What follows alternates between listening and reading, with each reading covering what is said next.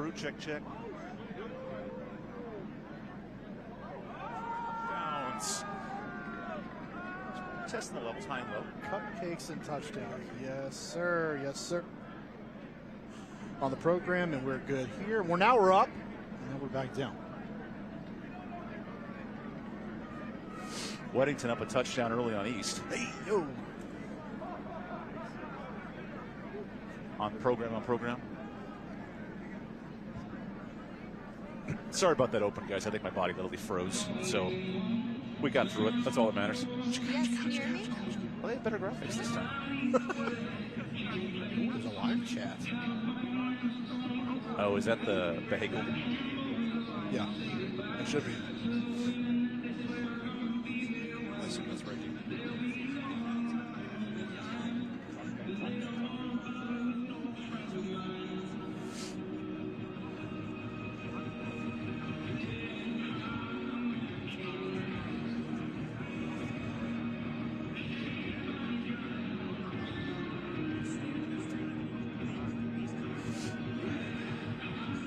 Thanks for those charts, Darren. Just kidding. Didn't send me anything.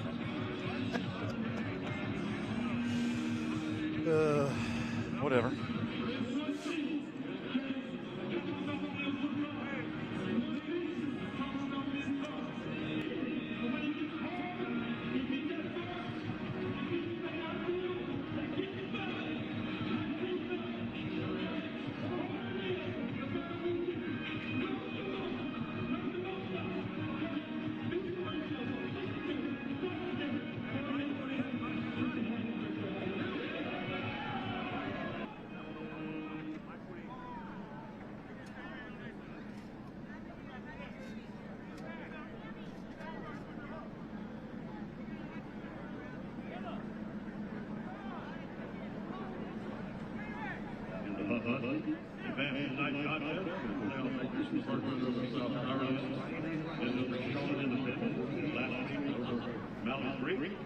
Thereby, Orange advances victory over Western Southeast Gilman and Lake.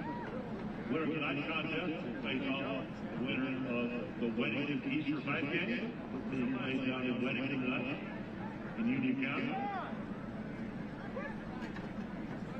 And the winner of that contest will face Chapel Hill on December 24th for the 4A state championship, facing the winner of the East region.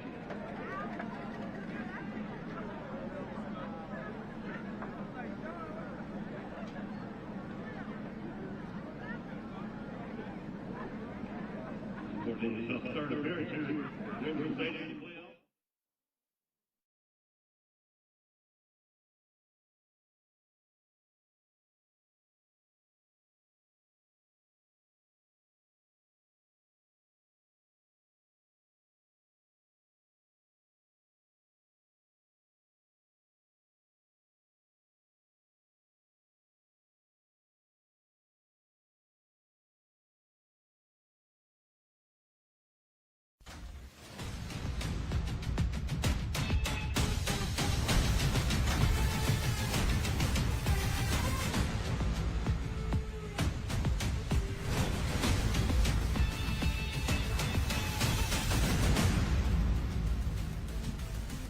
The Winston-Salem Fairgrounds Friday Night Rivals Game of the Week presented by My48.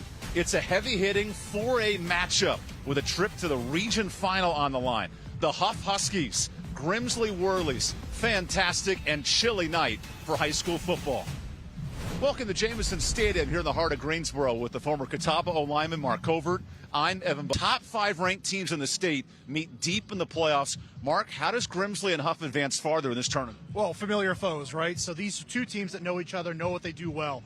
Hough wants to get the football out, get it into the space so their playmakers can go out there and make plays and play a hard-nosed brand of defense.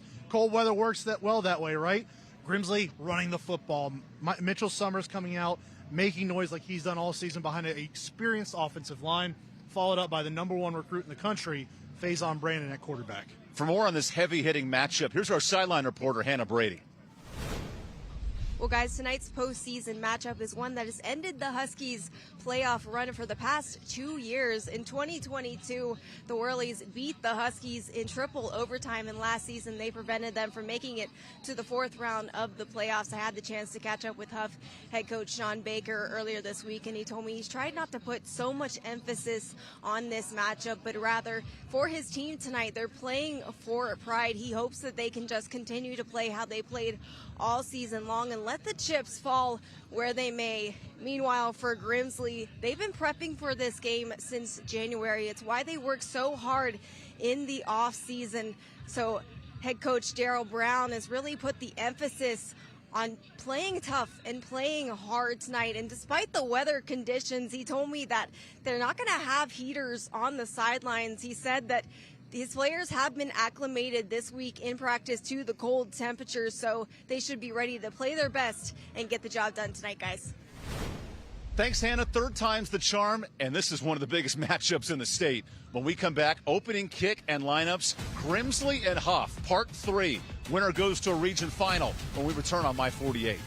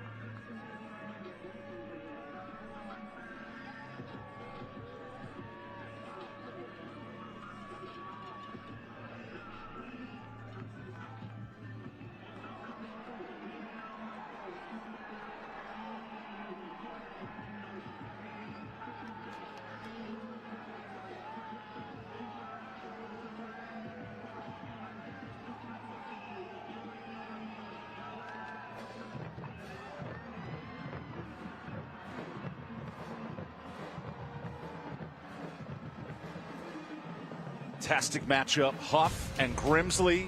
These two 4A powers have met for the third straight playoffs.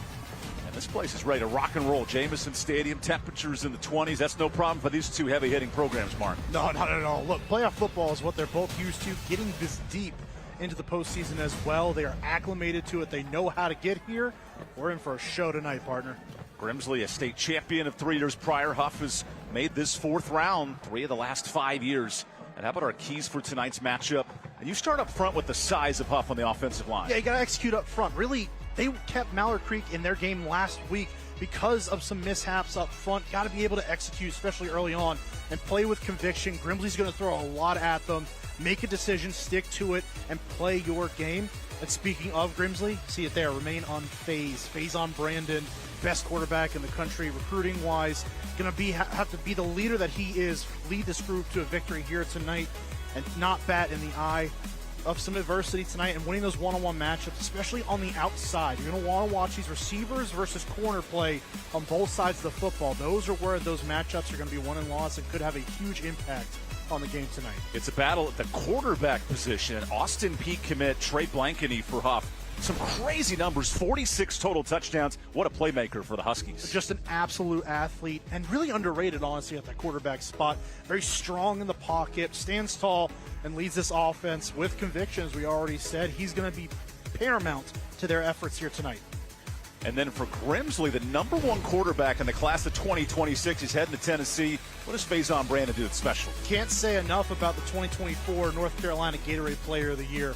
Announced today, Faison Brandon does it all. He can run, he can pass, a true leader on the field. He's going to have to be the guy tonight if the Whirlies want to come out of here with a victory and head on to play the winner of East Forsyth and Weddington. The Gatorade Player of the Year, first quarterback in 2 seasons to win that award. Jaden Davis, who's now at Michigan, the previous winner. And the lights and the circumstance here at Jamison Stadium. 3rd year they've met in this park. Had an overtime matchup 2 years ago, a 1-score game last season. This has been the bugaboo for Hough, a program 12-1, just a decade into football, 11 straight winning seasons under coach Sean Baker, who was a Hall of Famer at South Carolina State. He takes on Darryl Brown, who's won 62 of his last 65 games. These are 2 heavy-hitting 4A programs. And the winner will go to the West Finals against either East Forsyth or Weddington. Opening kick for the Huskies underway. And this 4A rivalry renews tonight as Grimsley brings it out from the 5. Special teams, a big part of the Whirlies. 4 special teams touchdowns this year.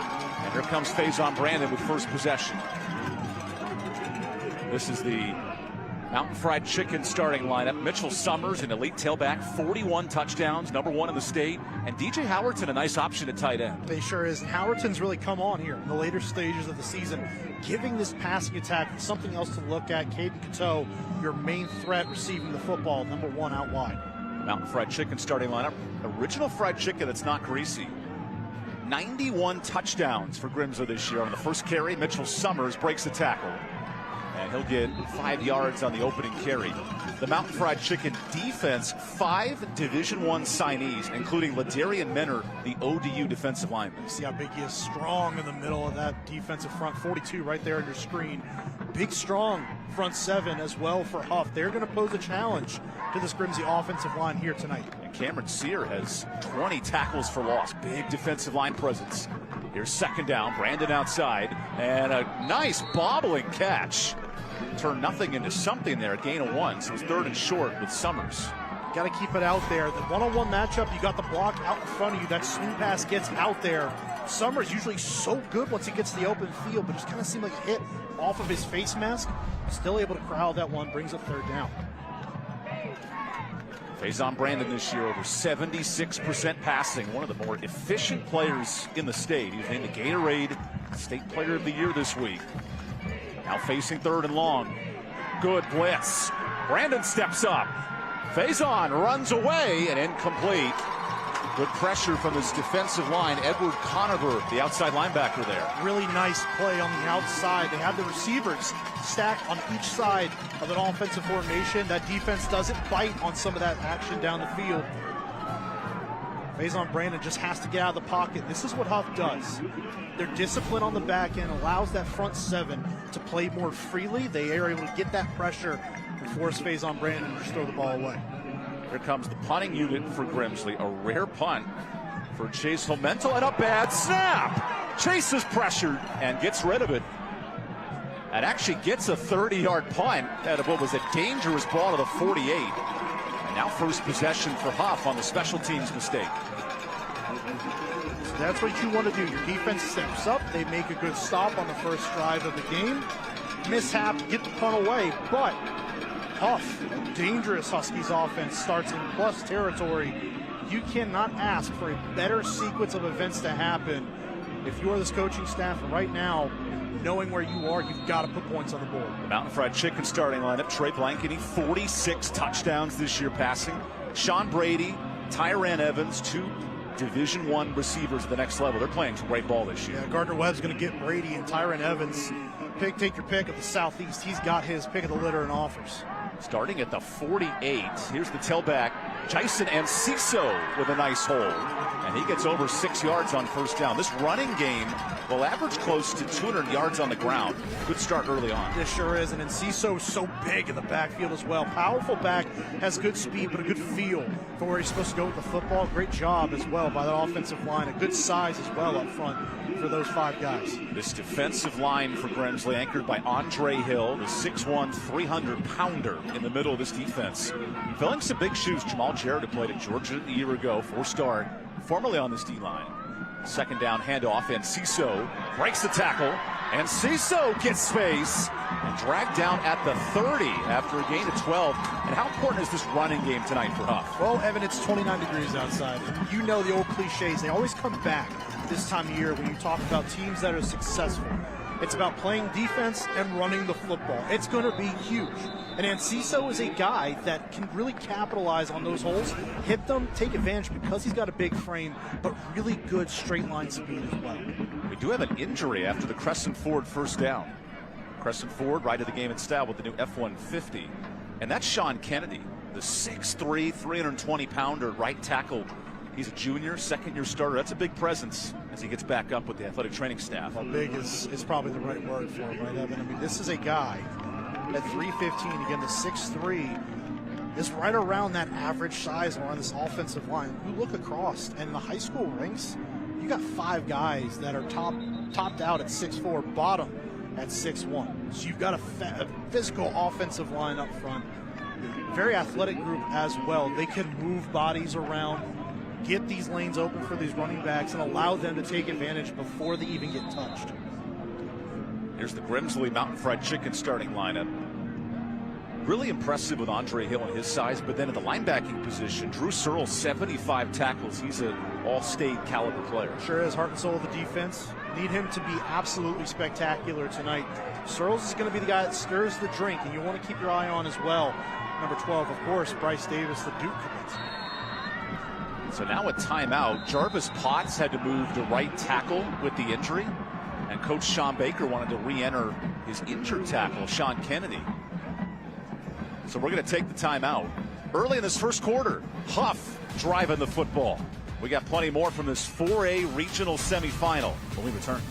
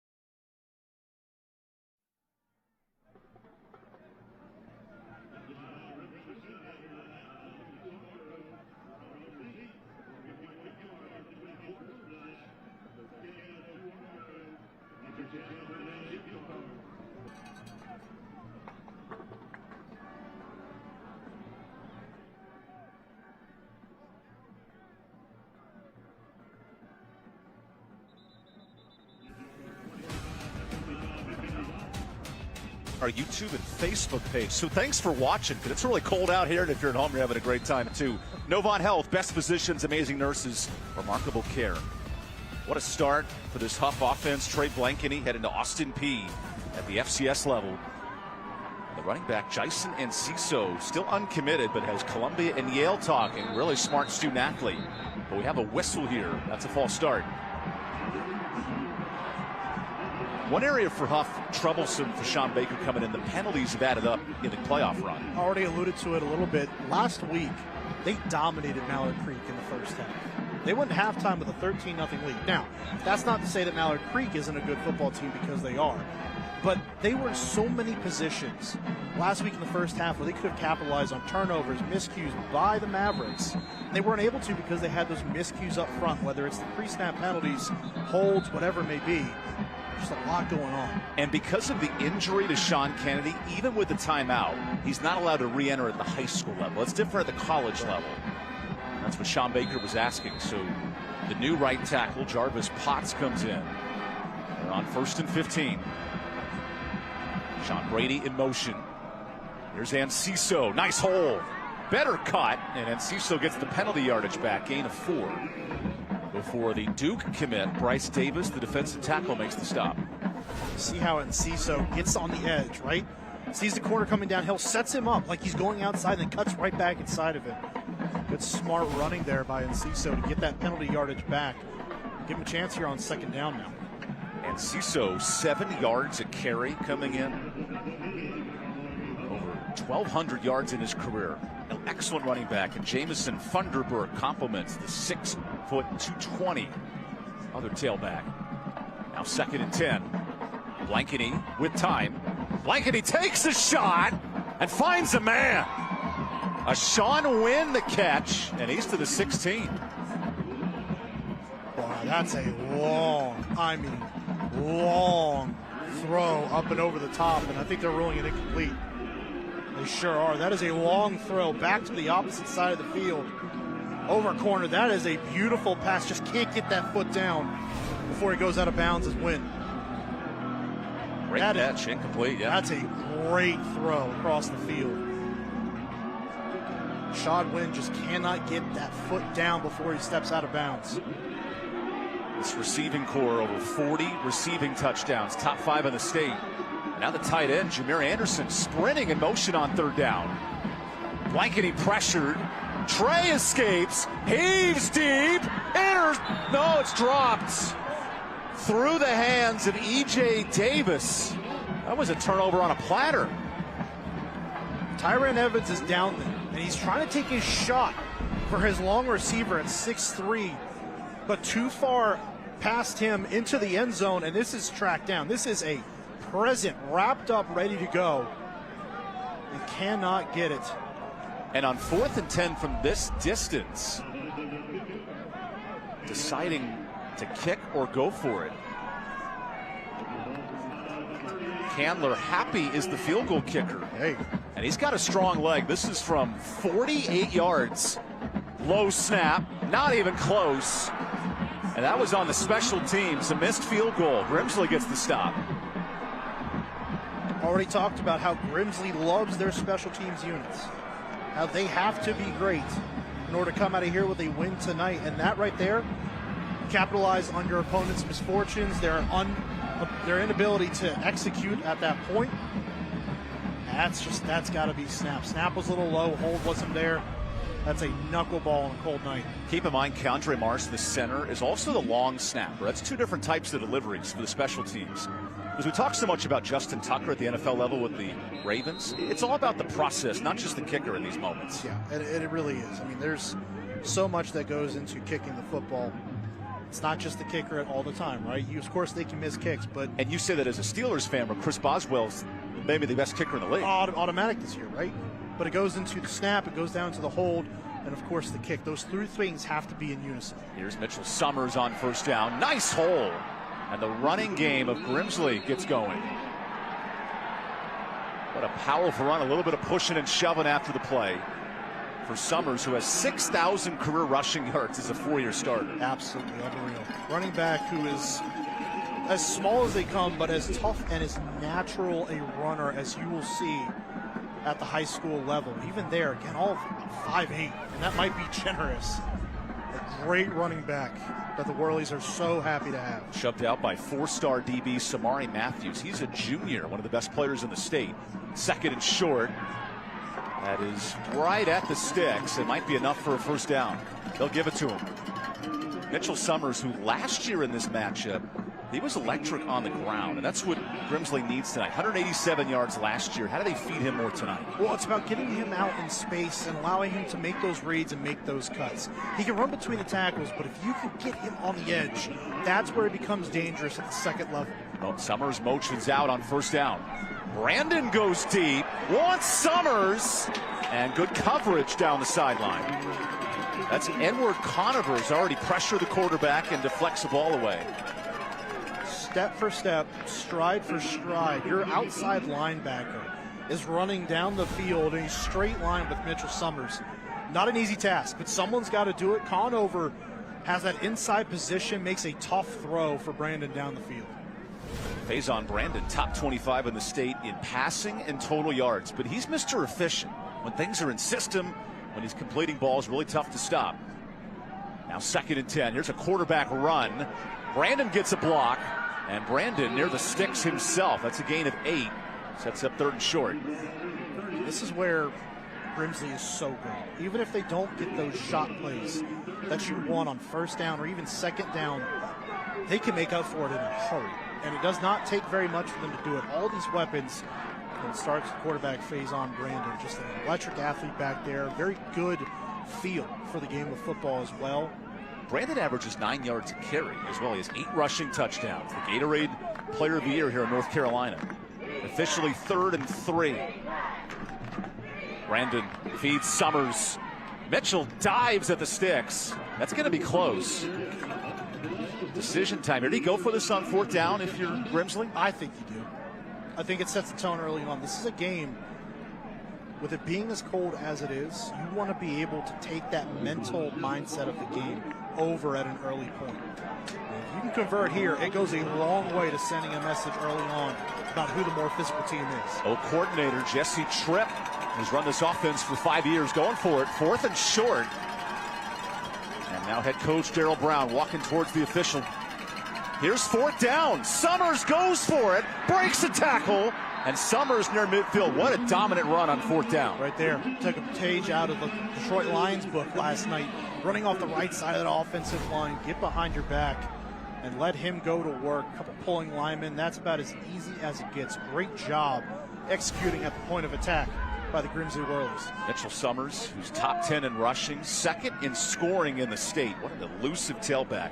The fact he hasn't signed with a college yet, that made a lot of coaches at Grimsley wonder. Yeah. As Summers totes the rock. He spun down that time for a loss. And for more on Mitchell Summers, here's Hannah Brady. Well, guys, Mitchell Summers is one of the best running backs in the state of North Carolina, according to Coach Brown. He's been a 3-year starter for the Whirlies, and last month reached a career of 100 touchdowns. His ability to be a physical runner is what allows him to be so successful. Coach Brown told me that he understands what kind of game this was going to be. It was going to be tough sledding, so he hasn't gotten upset or panicked since he hasn't cracked a big run early on, but just remained posed and composed to find ways to break the run for this offense, guys. Thanks, Hannah. As Summers gets the ball here and gets back the lost yardage on 1st down. So it's 2nd, now 3rd and long coming up. These defensive ends, Cameron Sear, Will Berlin, impressive setting the line for Grimsley. They have the size and the stature, right? So they want to be able to set the edge, work these runs back into the middle, and allow these linebackers like Conover, like an Aiden Bell, like a Carmel Quick to get in there, find the running back, and not allow him to get outside. Setting the edge, so important against an offense like Grimsley and a running back like Mitchell Summers. Here's 3rd and 10. Brandon with time. Brandon scrambles. Brandon running for his life. Breaks another tackle, and a pass deflected. Good pursuit by this defense, and it's 4th down. That was Elijah Barber on the pressure. It is no secret, Evan, that Hough is aggressive. Defensively, they are going to bring pressure. And that's exactly what they did on 3rd down. If you want to get Faison Brandon off his mark, you've got to bring extra bodies and get home. They don't get the sack, but they cause him to continue to drift backwards, throws him off his spot, and forces an incomplete pass again on 3rd down. Chachi Sullivan, the D coordinator, who played with the head coach in Sean Baker at SC State. Here's the punting unit, 2nd punt for Homental. That goes all the way to the 15. Good juke to break loose for Brady. And Sean tiptoes right near the 15. We'll take the timeout. Couple of punts early on. When we come back, Hough with the football on My 48.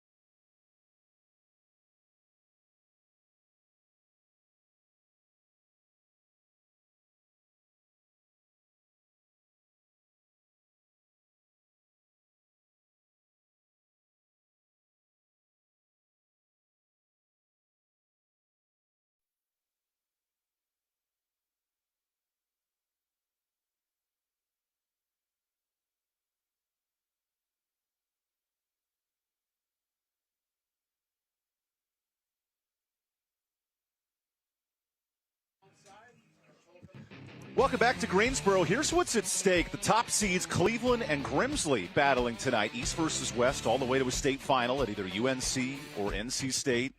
And Mark, the winner of this matchup has a dynamic Weddington East for side. We wanted the 4 best teams left. We may have them on this west side of the bracket. Yeah, we honestly might. I mean, it has been electrifying. We always kind of thought you were going to find East, or you were going to find Weddington, you were going to find Grimsley, you were going to find Hough at this level, but who was going to be that team? It always kind of seemed like East had 1 foot in, 1 foot out.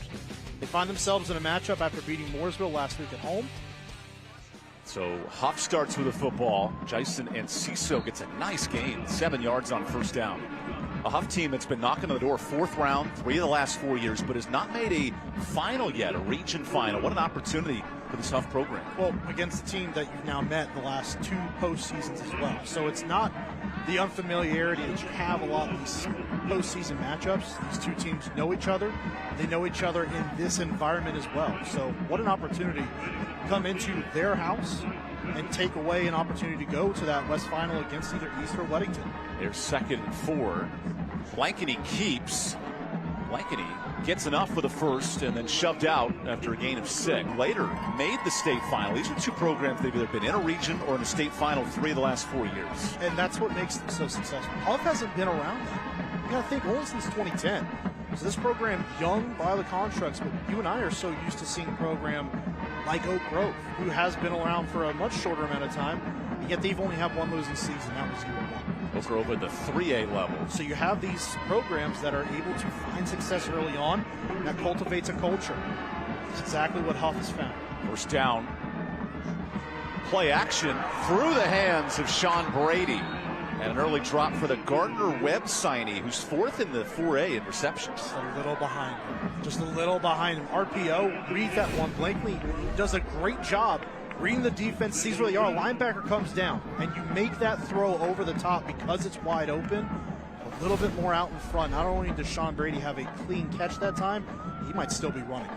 Sean Brady in his debut this year, 6 receptions, 200-plus yards against Northwestern. That's at Rock Hill. Lone loss for Hough. Now 2nd and 10. Time over the middle and a good connection. Tyron Evans sprinting away. And he gets near the 30. That's ruled down after a gain of 30. Solid catch by Evans. The big target over the middle that time. Again, the amount of offers this guy has now as a junior from almost the entire southeastern part of the United States. You see why there. The speed over the middle to make that catch, and then the giddy-up on the back end as well. Quick toss route to Brady. Breaks another tackle. And this receiving tandem, Sean Brady, Tyron Evans, not only might be the best in the state, but it's Division I ready players that can make plays in open space. Ready. Like they're going either next year or the year after, depending on which one you're talking about, and they're contributing. Don't be surprised. Sean Brady go to Gardner-Webb out there in Boiling Springs. Makes it an early impact for a team rebuilding there. Think about this Grimsley program. Terrell Anderson at NC State. Both these teams have had elite talent at the wide receiver spot. As Enciso goes up the middle for 3 more yards. To win a state title, you need elite receivers, and both these teams have them. Yeah, they certainly do. But Hough has that tandem, right, between Evans and Brady. That really makes them special. It gives them a whole lot of mismatches out on the outside. It almost doesn't even matter who they're going against. We have a timeout here for Grimsley's defense. Grimsley defense led by Joe Rigsby, who recruited and coached Travis Shaw, a 4-star recruit, led a state championship team in 2021. There's this Hough program led by Sean Baker. And he noted a sense of not just revenge, but playing their best prideful game of football today. It's in a good physical start from Hough. Well, he had to be physical here tonight. That is the name of the game here tonight. In the 20s, the game time temperature. You talk about the acclimation process. Obviously, it's not that cold most weeks, most days down here in North Carolina, no matter what time of the year it is. The only thing is, here the last 2 weeks leading up to now, those Fridays have been cold. So these players have had an opportunity on both sides here between Grimsley and Hough, all around the state, to get acclimated with this colder weather. Probably doesn't shock them as much as it did 2 weeks ago, but still, you get into this cold weather, you got to do 2 things really well. You got to run the football, you got to play defense well. Right now, we've got a stalemate on the scoreboard because of it. Sean Baker was a Hall of Famer at South Carolina State as a running back, operates this offense. There's Trey Blankety on 3rd and short. Blankety pulling guards, gets room, and is hit hard at the sticks. Good tackle by E.J. Davis, and that's a first down. I just think, talk about Trey Blanky, how underrated he is as an athlete in getting out of space. He has the rushing yards, it's not a ton, but he does what he needs to do, and he gets the necessary yardage in order to move the chains, get a touchdown, whatever it may be. Just a savvy athlete, and certainly athletic enough that you can put him out in space and allow him to go make a play for you like they just did. Entering the crescent forward, first down, nearing the red zone as well. Blankety sends Tyron Evans in motion. And Ciso. Oh, it's a quarterback keeper. Nice hole, Blankety. Cuts it back. He's to the 6. And a strong run from the mobile quarterback, Mark. Another strong run. Again, the underrated aspect of him athletically. Gets out on the edge, pulls it. The defense commits down to Enciso. He would get up over the top, pulls the entire defense and gets out. Blankety finds Thunderberg, powering through. Touchdown, Hough. Powerful run caps off the 70-yard drive. That is a drive. In this environment where you've got to be on your P's and Q's, those woes we saw early on last week against Mallard Creek, out the door, forgetting about them. They were left in Cornelius at campus for Hough. What a drive. Physicality, running the football down the throat of the Whirlies defense. Extra point from Candler Happy, who missed the field goal earlier. That time, no problem. Oh, he missed it. He did push that right.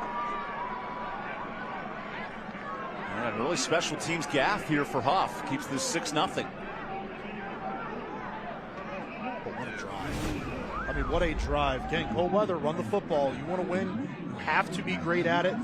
And at the point of attack, Grimsley's right there, but Thunderberg finds enough of a crease on the left side of that line to get up and through. Gets to the end zone, draws first blood.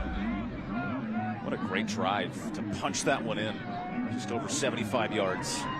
And the running game of Hough moved the chains a couple of times there.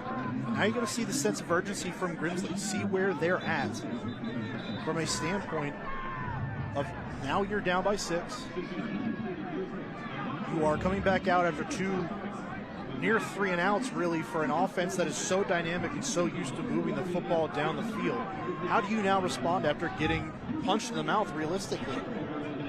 That's the difference in these playoff games, especially at this point in the postseason.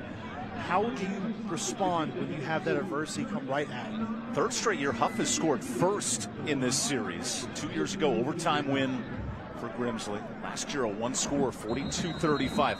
Points are expected tonight here at Jamison Stadium. This is the regional semifinals on the west side of 4A football. And the kickoff there from Happy into the end zone. So where's the response for Faison Brandon and this Grimsley offense? Haven't gotten the ball past midfield today. Well, you can tell that Hough is making a conscious effort as best they can to slow down Mitchell Summers. You're trying to take the game and, interestingly enough, put it almost in the hands of Faison Brandon, seeing if he can manage this cold weather, seeing if the Tennessee commit can find a way to manage and get these receivers out in space and allow them to go to work. Again, you've got to act with conviction if you are Hough defensively. There's so many weapons, you can't cover everything, but you've got to at least take something away. Here's Mitchell Summers on the ground. Nice hole! Mitchell Summers breaks away. Summers, 80-yard score.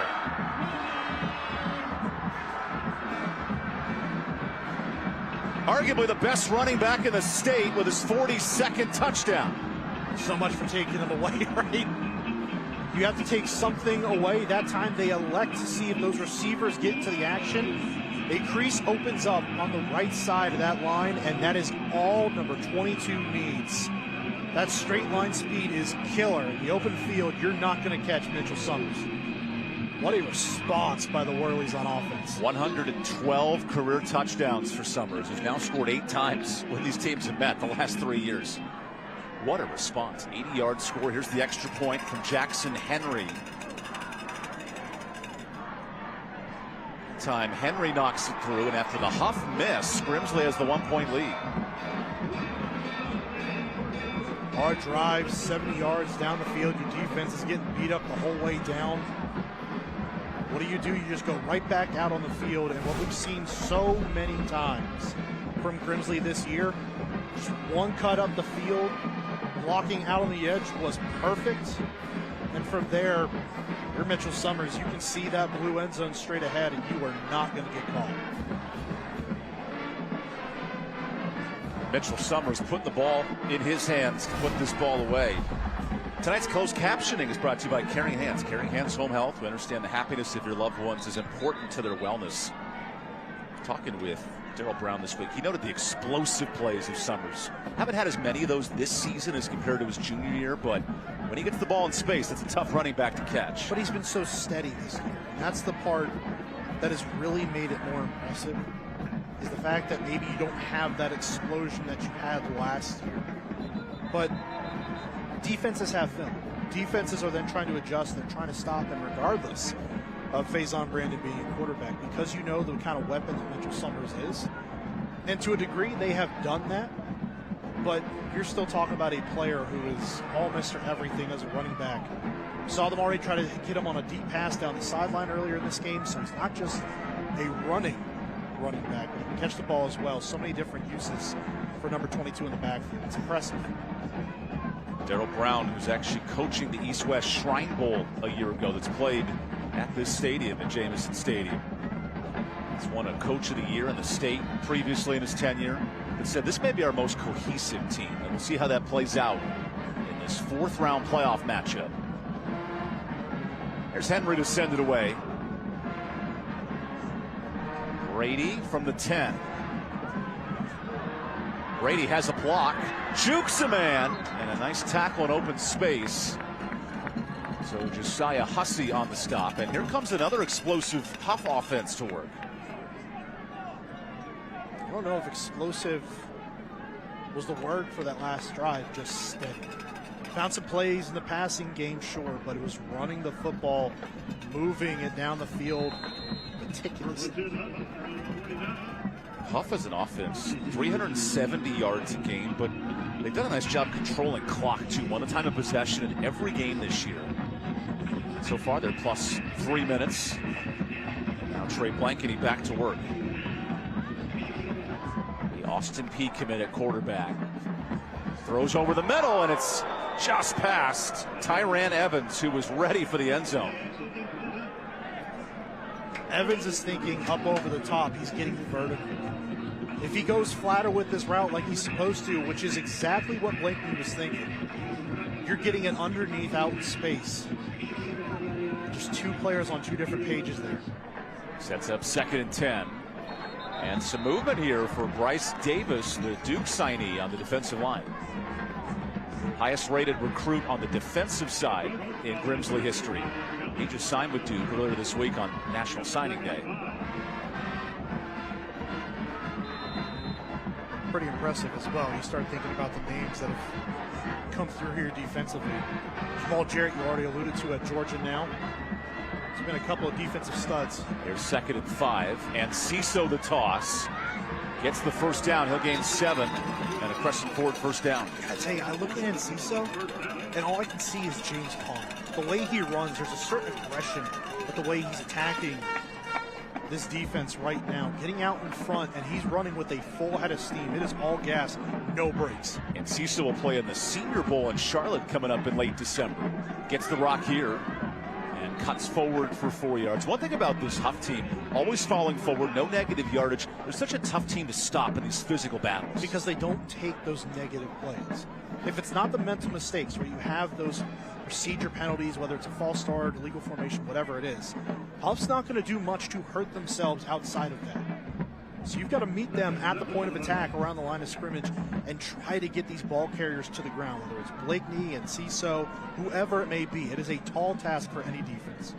Now 2nd and 7. Quarterback keeps. Bryce Davis pursues, and a couple-yard gain. Good escape from Trey Blankety, who does average 5 yards on the ground. I'll be honest. Bryce Davis hit him, and he gained another couple yards after that. You start thinking, those guys fall to the ground. Bryce Davis gets his hands on you, you're going nowhere. But Blakeney, give him credit, continues to churn out those yards down the field. Trey Blankeny is a runner, only 56 attempts, but talking to Sean Baker, he loves his dual threat options here. And we'll see more of him in the second quarter after this timeout. What a start to this 4A fourth-round matchup. Hough strikes first. Grimsley responds. Plenty more football on My 48 when we return to Greensboro.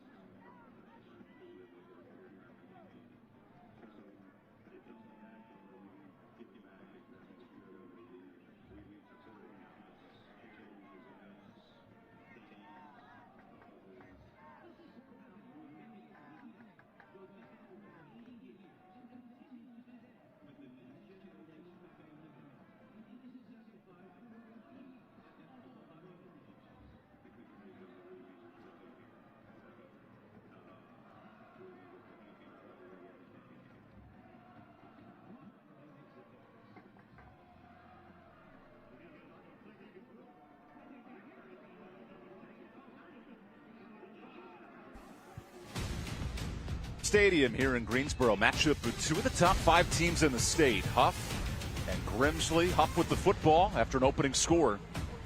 Sets up 3rd and 6. Blankeny goes short. What a snag. Brady the first down reception. And the Gardner-Webb commit goes into Grimsley territory. Nice little throw to the outside. Good play design as well. Get the receivers to push up the field. Has the defensive backs have to go back with them, create some space underneath. It's good play design. Nice execution. Good pitch and catch. Blankeny to Brady. Brady with his 53rd catch of the year. That's top 10 in the state. Now Brady in motion gets the football. Brady is rocked in the backfield. Great pursuit from Ryan Tebow. And looking for a late flag possibly after a hard physical tackle. Yeah, and it was a little bit extracurricular, but playoff games like this, you're going to have that take place, right? Not anything going on, just hard playing down there. You play the mental game a little bit, a little more chippiness this time of year, and certainly between two programs that have seen each other quite often. And as Ice Cube knows, when Debo is rolling down the street, you got to be careful. Exactly. Go back to the 90s and research that movie. Friday, fantastic. That's the physicality, though, this D coordinator wants. Joe Rigsby, an aggressive team, over 100 tackles for loss this year. And Debo, the anchor in that. I'd love to know how much of our audience actually has to go back and reference that because they don't know what Friday is. We'll find out after the 2nd and long. Blankeny slides up. More pressure and throws it away.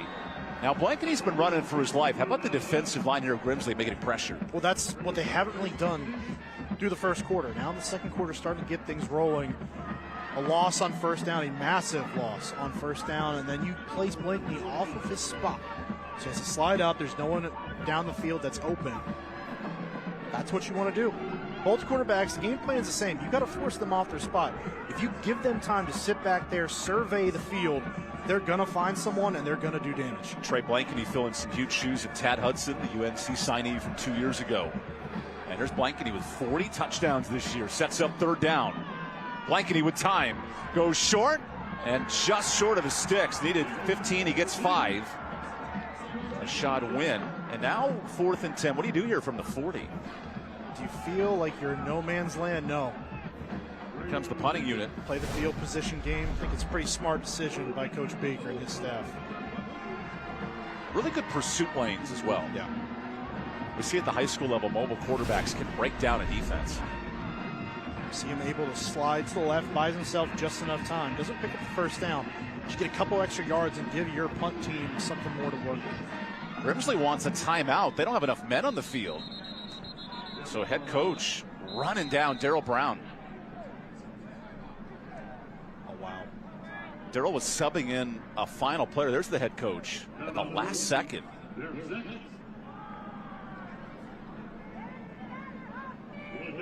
And it looks like Elijah Ingram was supposed to go on the field, but he didn't get the message.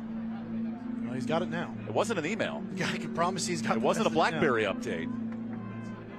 That's called face-to-face. And I'll tell you what, Evan, all the head coaches we talked to throughout the year, there are few guys that are more intense about the game of football, in a good way, a very intimate way, than Darryl Brown, right? Tactician kind of guy, loves getting out there, but wants his players to do everything as they're supposed to be doing it. Not a lot of improv, but to their credit, man, they run an offense here, they run a defense here, they run a special teams unit here. That has won 90% of their games the last 10 years. They are as crisp as any team in the state year in and year out.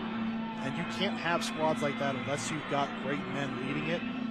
That's where Darryl Brown comes into the picture. Won the 2021 state title, lost the 22 championship, but later ruled ineligible with New Bern having academic issues. But here in 2024, 2 of the top 5 teams in the state battling tonight. And here's Candler happy to punt. Good kick inside the 10, and that's fair caught. Happy days for the special team stud. We'll take the timeout early in the second quarter. 1-point game with a trip to the region final when we return.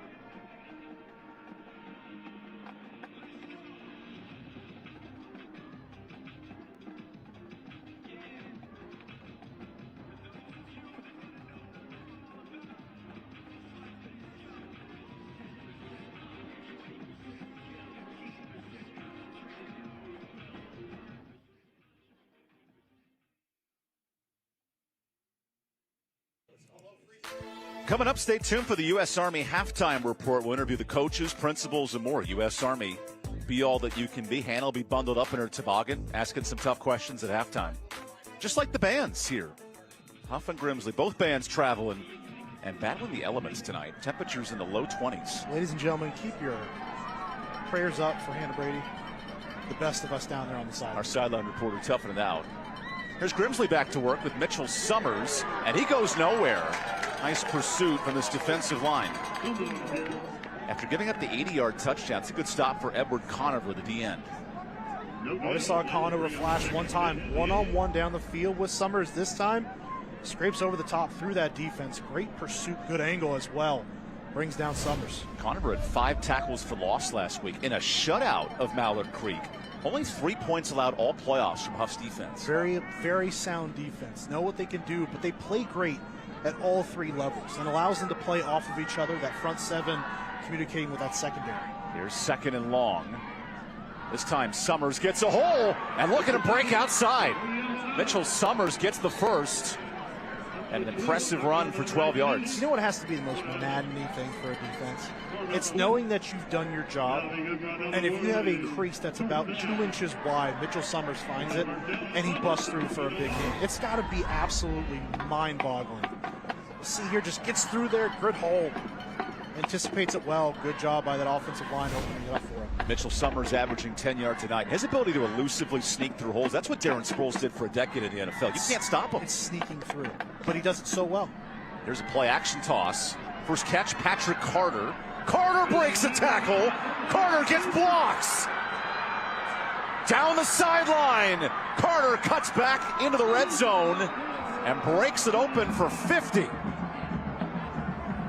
Little inside-out action for you there on the screen. Carter comes inside, makes that catch, follows his blockers, and gets back outside and down the sideline. It's a foot race. See right here, boom, gets outside, makes one man miss, and then he's down the field for another large gain for this Grimsley offense. Those first two drives are in the rearview mirror. Now Summers on the ground. Gets a couple after the 71-yard gain for Carter. Patrick only had 200 yards receiving coming in. What an explosive play on second down. That's what you need. There are guys on this offense. We haven't even seen Caden Cateau yet. Caden Battle, another guy, but Carter is another guy that has to step up. Only 15 catches on the year. You want to beat a team like this in Hough that has such a sound defense, other guys have to contribute. There's second down. Quarterback keeps. Brandon hits a hard defensive line. And again, Edward Conover in there on the stop. Now third down. A solid play up front again by Hough. They're just so big, so athletic along that front. A defensive line with 3 players playing at the next level, already signed or committed. So stout. And they've got the size. Sometimes you start thinking, some of these high school teams have the size. Well, can they really play? Hough can play. Athletic, big, strong defensive front. That front four, very strong and powerful. Love the wreck half. Here's 3rd and 8. Brandon pumps. Brandon end zone. Tight end touchdown. DJ Howerton, his 4th score of the year, and Grimsley strikes back. I welcome you to the newest other guy. Howerton has caught fire here in the later parts of the season. He has been stunning from that tight end spot. When you get a great tight end matchup in high school, it pays huge dividends. They have found it. What a pass over the middle, good recognition, nice and easy for Overton to get in there and get the touchdown. It felt like a psychedelic concert seeing all those light shows going back and forth. A good atmosphere at Jamison Stadium, and now the extra point coming. I was going to ask you, do you go for 2 in this spot up 7? Do you play the math game here? No, you gotta take the points where you can get them in a matchup like this. Here's Jackson Henry, the senior kicker, 4-year starter, and Henry drills it. What a try, 4 plays, and it goes 90 yards for the score. And that's the explosive offense that makes Grimsley dangerous here.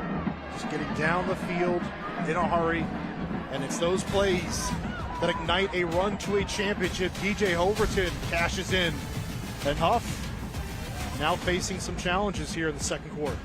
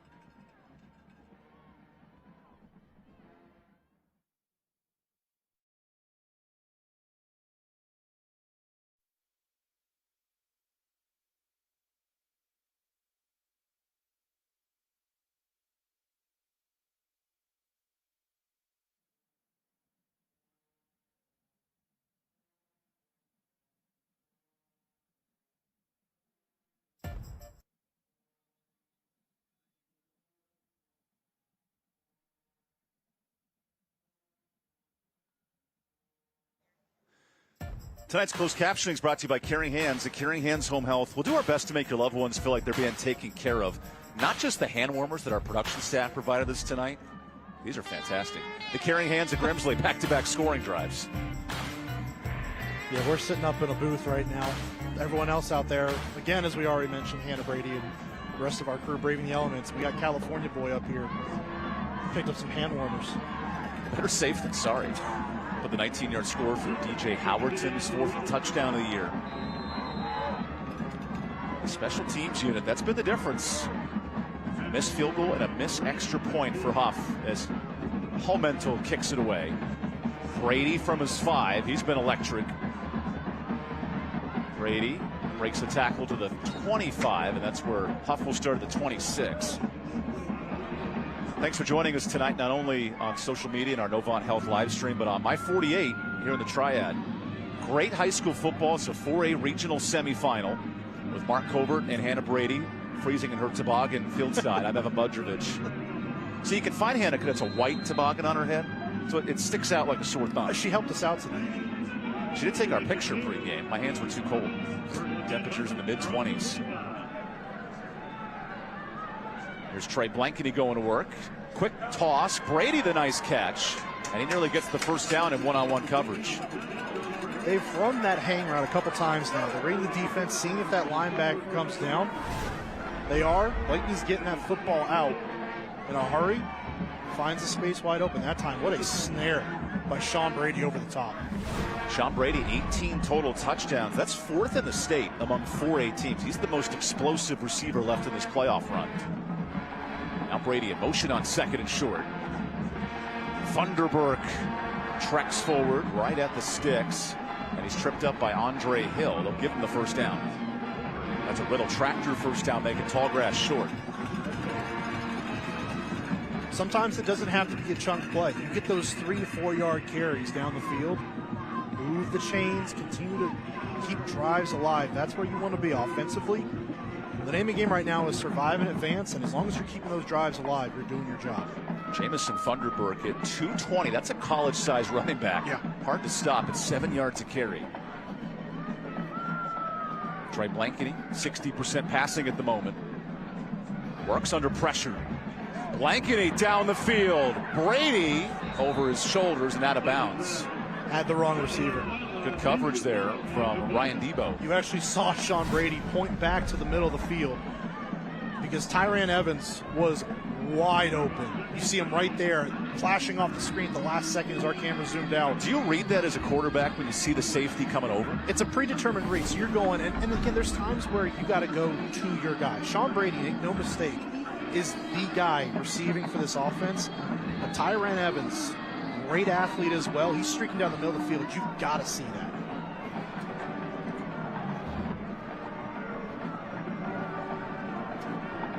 Now 2nd and 10 for Blankety. High snap. Thunderberg fumbles. That's a loose ball. And Blankety jumps on top. That would have been a huge turnover. How did he get that football back? He had already left the area to carry out his fake. The exchange is not clean.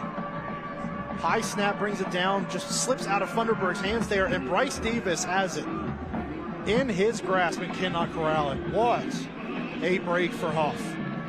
Through the hands of the Duke signee and into the quarterback's hands of Austin P. The championship weekend in college football. This is regional semifinal weekend here in North Carolina. This is the west side of the bracket. Blankety on 3rd and long. Here's a blitz. Picked up. Incomplete. Wanted Wynn. And good coverage by Debo has been everywhere tonight. I don't know if Wynn just didn't see that football in time, but he just was not ready for that football. Sticks one hand out there, just cannot get it there. So the special teams unit coming on for Hough. A rare 3-punt night for Candler Happy, who in the playoffs has punted just twice in the first 3 weeks. These are 2 clubs that have dominated their opponents through 3 rounds. Knew it was going to be a dogfight tonight. Happy booms it away. That'll take a bounce at the 30-yard line. And on our ABC 45 station this weekend, we noted college football. It amps up big time. Starting at noon Eastern, how about Kenny Dillingham and Arizona State? Huge run. Winner of that game in the Big 12 title goes to the college football playoff Then the granddaddy of them all, Texas, Georgia, outside of the Rose Bowl, of course, at 4 o'clock Eastern. And then the nightcap, the surprise ACC final is Clemson in Georgia down to Charlotte. That's a must-win game for Clemson's playoff hopes. I can promise you, SMU, their conference championship games. Great season, chaotic as always within the college ranks. And watch that on ABC 45 tomorrow. Good pursuit by this defensive line. And that was ruled down, so Brandon loses 2 on first down. Good tackle by Cameron Sear, the senior D lineman. The mistake you can't make is allowing these runners for Grimsley to square their shoulders, get them upfield, and allow them a clear lane to rush through that time. Hough does a great job of extending that play to the sideline. So Faison Brandon just runs out of room and has to take the loss. Outside of the 80-yard score, only averaging 3 yards a carry. Much tougher to move the football tonight. Give credit to Hough's defense. There's Brandon on 2nd and 11. Summers breaks away. Mitchell Summers does it again. 2 rushing touchdowns, 2 explosive scores.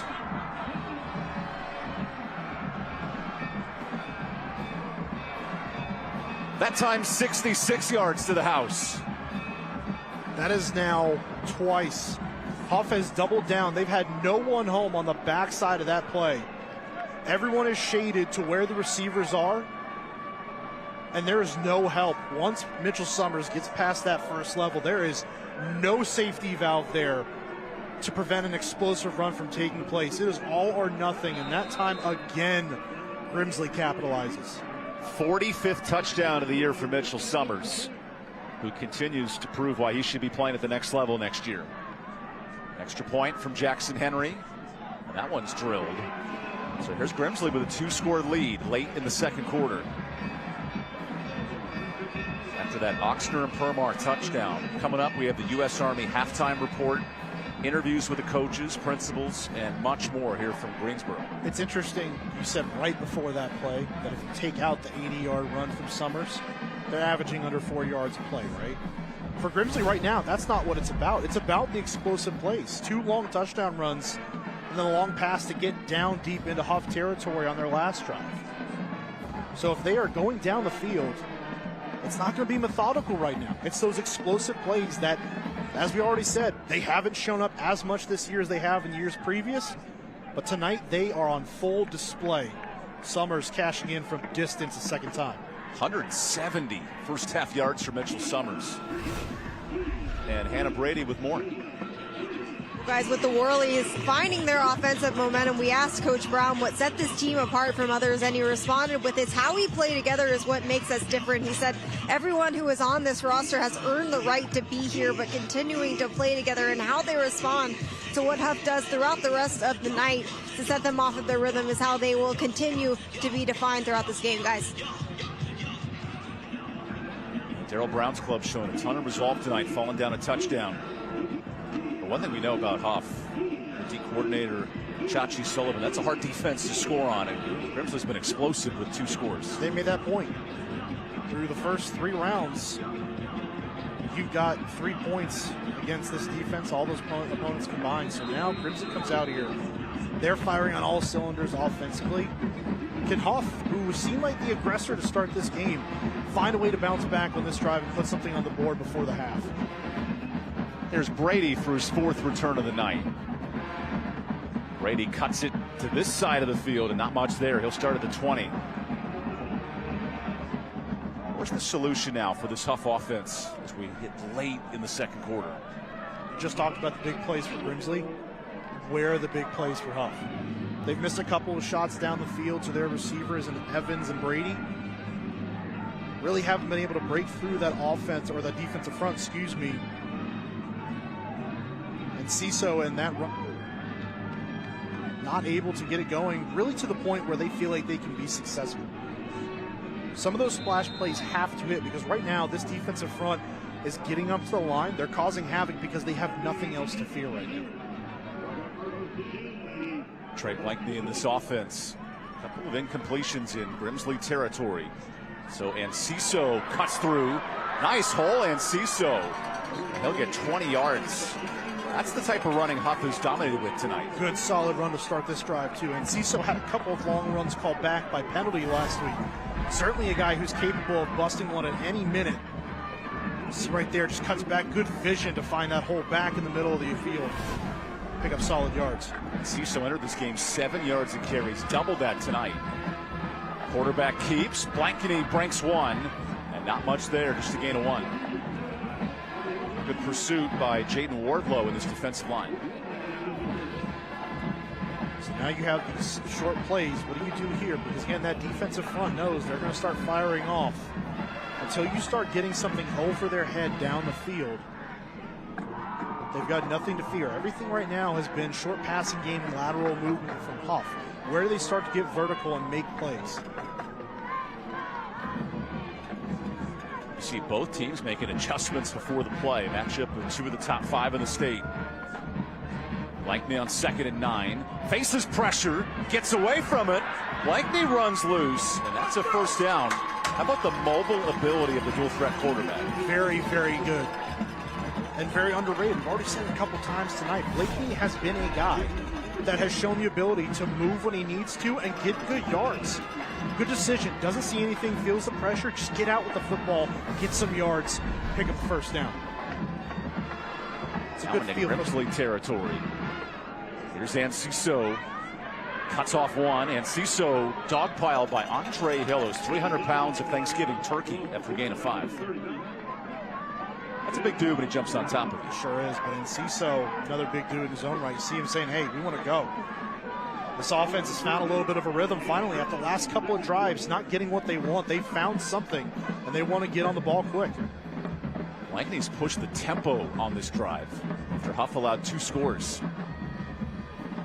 Back to Ciso, jukes one, swerves another, and a late flag comes in after the stop from Drew Searles, the linebacker. Couple of them. And they were pretty late, and Ciso was pretty far down the field and well into that play before a flag was thrown.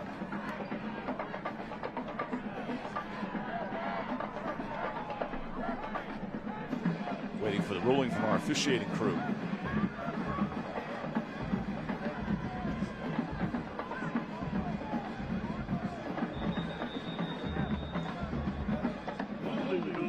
Now an injured Grimsley player down. That's Ryan Debo.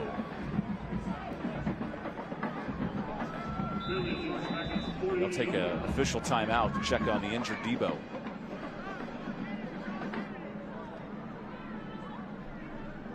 Debo described as the heart and soul of this defense. He moved from Northwest Guilford, who also made the playoffs this year as a top 15 seed. Debo's made a huge impact as a senior as the safety position. Guy who you can see line up in many different areas of a defense, attacks on all 3 levels.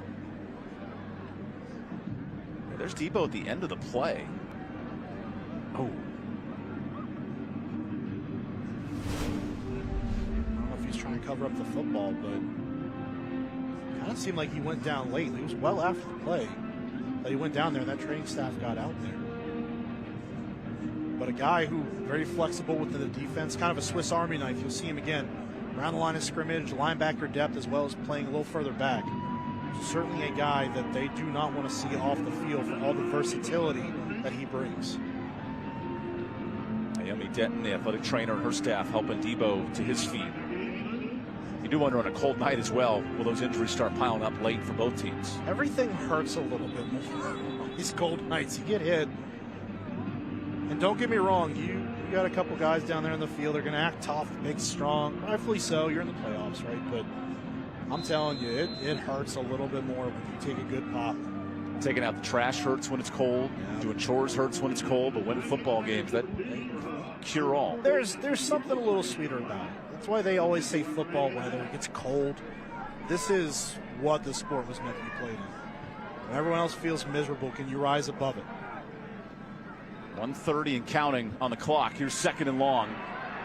Nice throw. Incomplete and picked. A tipped interception.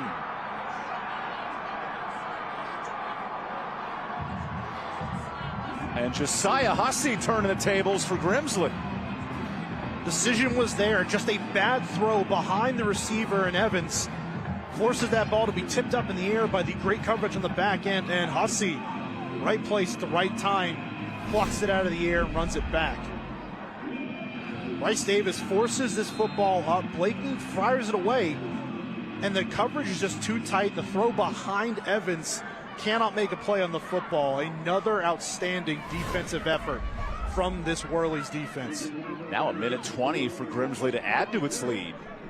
Here's Brandon from the 48. Summers keeps turning those legs, and Summers turns nothing into a short gain.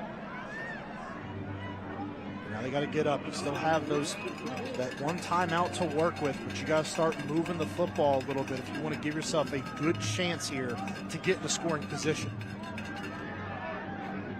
Jason Brandon, one passing touchdown tonight. Expect a deep shot from the Whirlies here. They are not going to be afraid.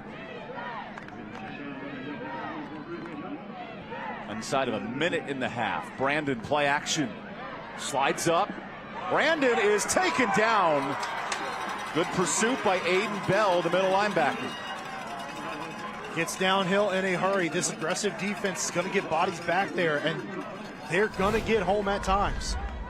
Right now, Brandon just goes down hard, has to step up, and the pressure runs right into it. Great design defensively by Hough. Now with 20 seconds, Grimsley still has a timeout. They're just going to let it run out. Look, smart play for Grimsley. Honestly, it seems like at this point. Playing for the final play of the half. Here's Summers. This will be the final play.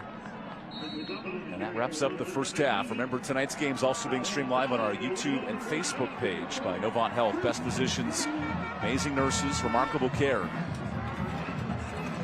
Big offensive second quarter for Grimsley, led by Mitchell Summers on the ground. Just an explosive rushing attack. We know exactly what Mitchell Summers and Grimsley bring to the table. Hough seemed destined to stop him in the backfield on several different occasions, but a slow start eventually turns into an avalanche of points later in the first quarter, and now it's been 21 unanswered for the Whirlies going into the half. What a start for Grimsley here at home, and for more, here's Hannah Brady. Well, Coach, when Hough got on the board first, your offense answered two explosive plays by Mitchell Summers. How do you like the way they responded? No, I was really proud of our football team, and we've talked all week about staying composed, not panicking. We knew how hard this game's going to be, how tough it is. We've got a lot of respect for those guys, and our football team answered the right way. How do you continue to apply pressure on defense, especially after that tipped interception? No, our defense has played really, really well. You're going to give up some things against these guys, but we're going to try to eliminate the big play like I told you earlier this week, and we've done that. We just got to continue to rally, and we got 2 more quarters that we got to play extremely hard. Thank you, Coach. Best of luck. Appreciate you. Well, don't go anywhere. We have a whole lot more in store for you coming up on the U.S. Army Halftime Report. Stay with us.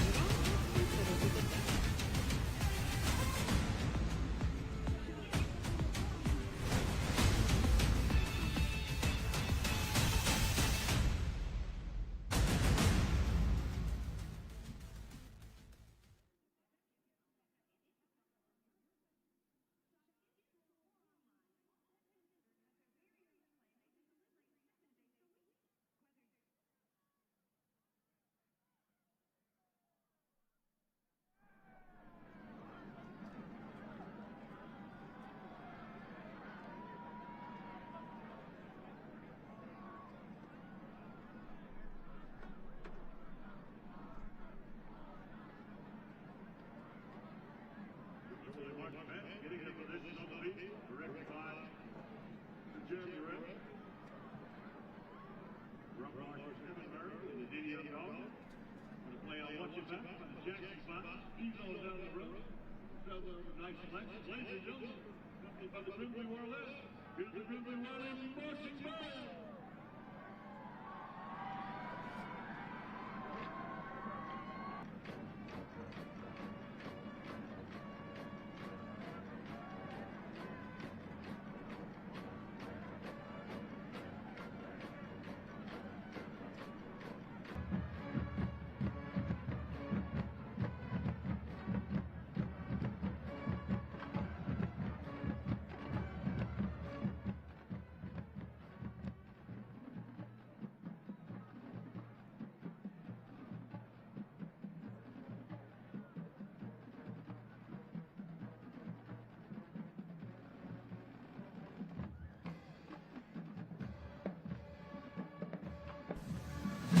Welcome back to the U.S. Army Halftime Report. Be all that you can be in the United States Army. I'm Hannah Brady, now joined alongside Jed O'Donnell, the principal for Grimsley High School. Jed, you made it back to the playoffs, the fourth round. How proud are you of this team? It's incredible. The teamwork, the ethics of always working your hardest, that blue-collar mentality is just representative of everything we are at Grimsley High School. Now, in order to have a successful football program, you have to have a successful ringleader, and head coach Darryl Brown has just been phenomenal for this program. How has he helped instill belief not only in this program but the students as well? He's so important to our school. He's more than a coach. He's a mentor. He's a father figure. He's an amazing educator, and we are so blessed to have him here at Grimsley High School. His inspiration and his leadership goes throughout the entire school, and so he's a role model to all of us.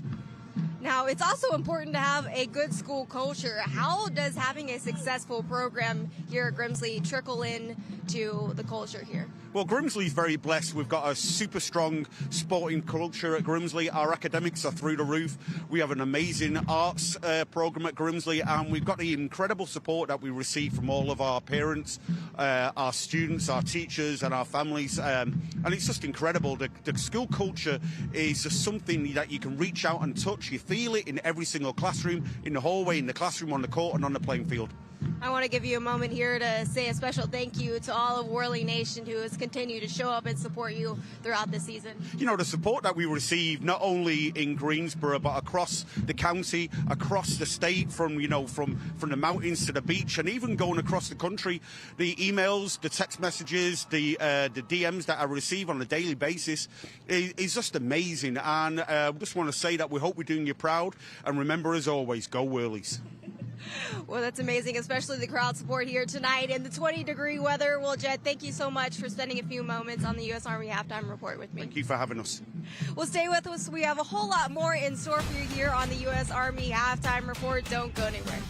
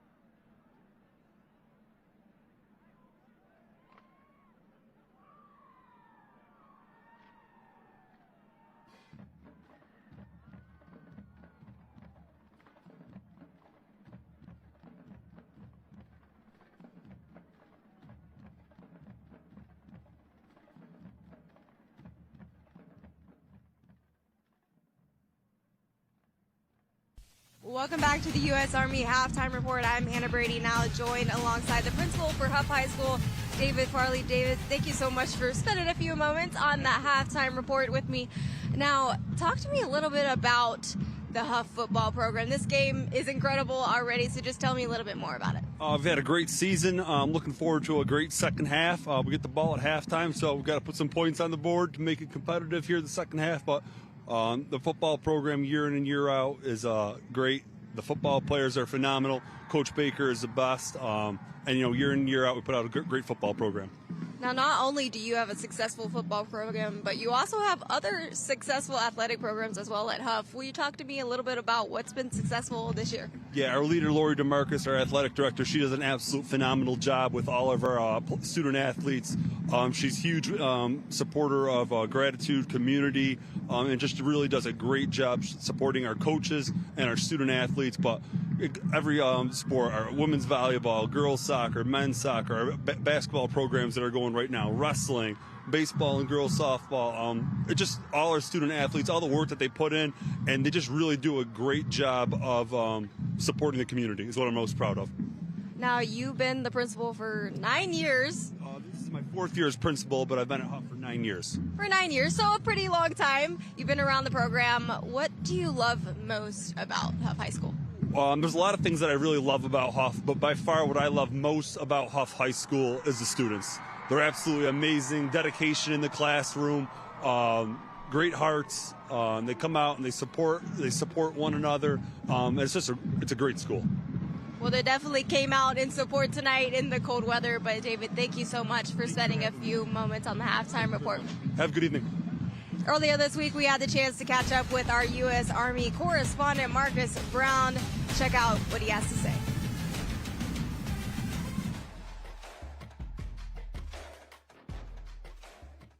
My educational journey in the Army has been fantastic.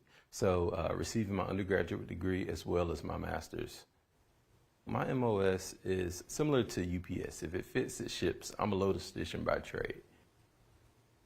As a reservist, the Army will set you apart. You can learn skills and get certifications through the Army that you can use in your everyday occupation.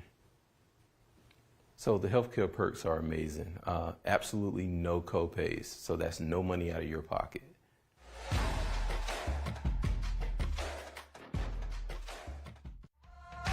The best Thursday night lights and Friday night rivals highlights from across the country. He steps up, wants to go for it all up the right side and pulled down at the 20. Inside the 20 again is Katori Marion. Our lifter guy, a lot of their offense and one block kick deserves another, right? Still loose. Alamo Heights has it, but still not out of bounds. We can get a couple of points here.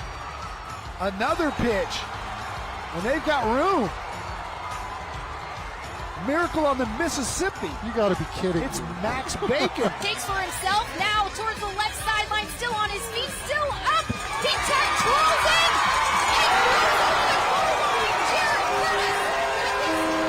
Touchdown of the night as Nashville Christian. Now just going to heave it up, look into the far corner, tipped up in the air, caught by J.J. Bush. Touchdown, Bobcats and Theodore. This young man coming out to the field right now is Jackson Maynard. He is suffering from Duchenne's syndrome. His family has established the Little Hercules Foundation, which is something that helps the young man and raises awareness for what he is battling all across the country. A lot of points will be scored during the season in games, but none bigger than that one right there. Touchdown, Jackson Maynard.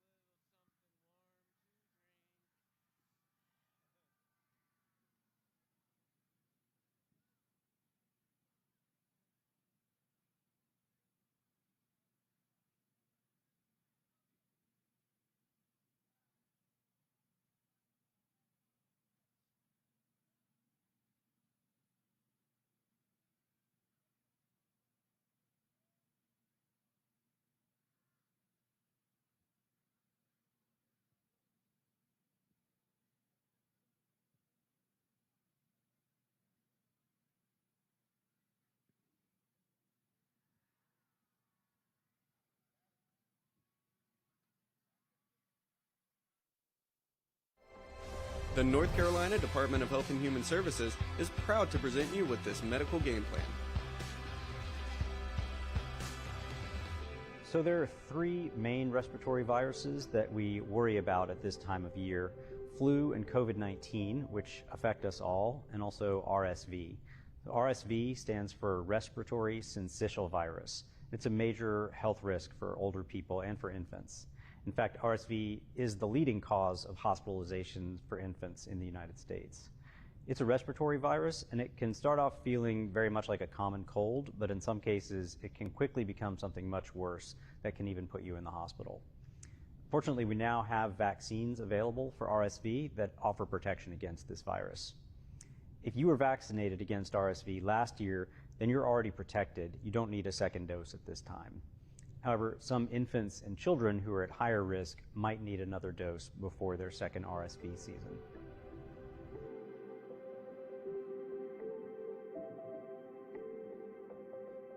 So one of the best ways to get your baby protected is for the mother to get vaccinated for RSV during her 3rd trimester. When your newborn child arrives, that way they'll have protection against RSV from the moment that they're born. Another option is for the baby to receive an RSV antibody, which is like getting vaccinated, when they're less than 8 months old, or in some cases, less than 2 years old. Talk to your pediatrician. Make sure your baby is protected against the big 3 fall and winter respiratory viruses: flu, COVID-19, and RSV. MySpot.nc.gov is available as an online resource from your North Carolina Department of Health and Human Services.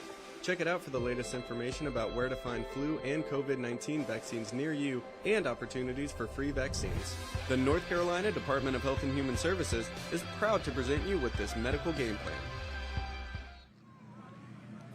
Welcome back to the U.S. Army Halftime Report. That was our NCDHHS medical game plan. And earlier this week, we spoke with Lillian Craven about what's going on at the Winston-Salem Fairgrounds right now. Check it out.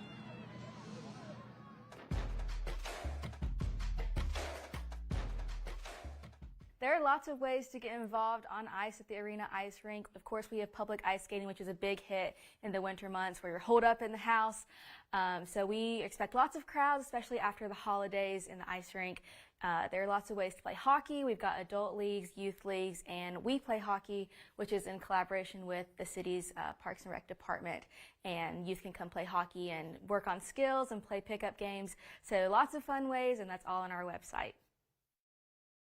There are lots of events coming up at the fairgrounds this year and this winter. We're kicking off hockey season with the Carolina Thunderbirds, and then we've got Wake Forest Club hockey. So all of the hockey schedules and all of the ice skating schedules can be found on our website at wsfairgrounds.com.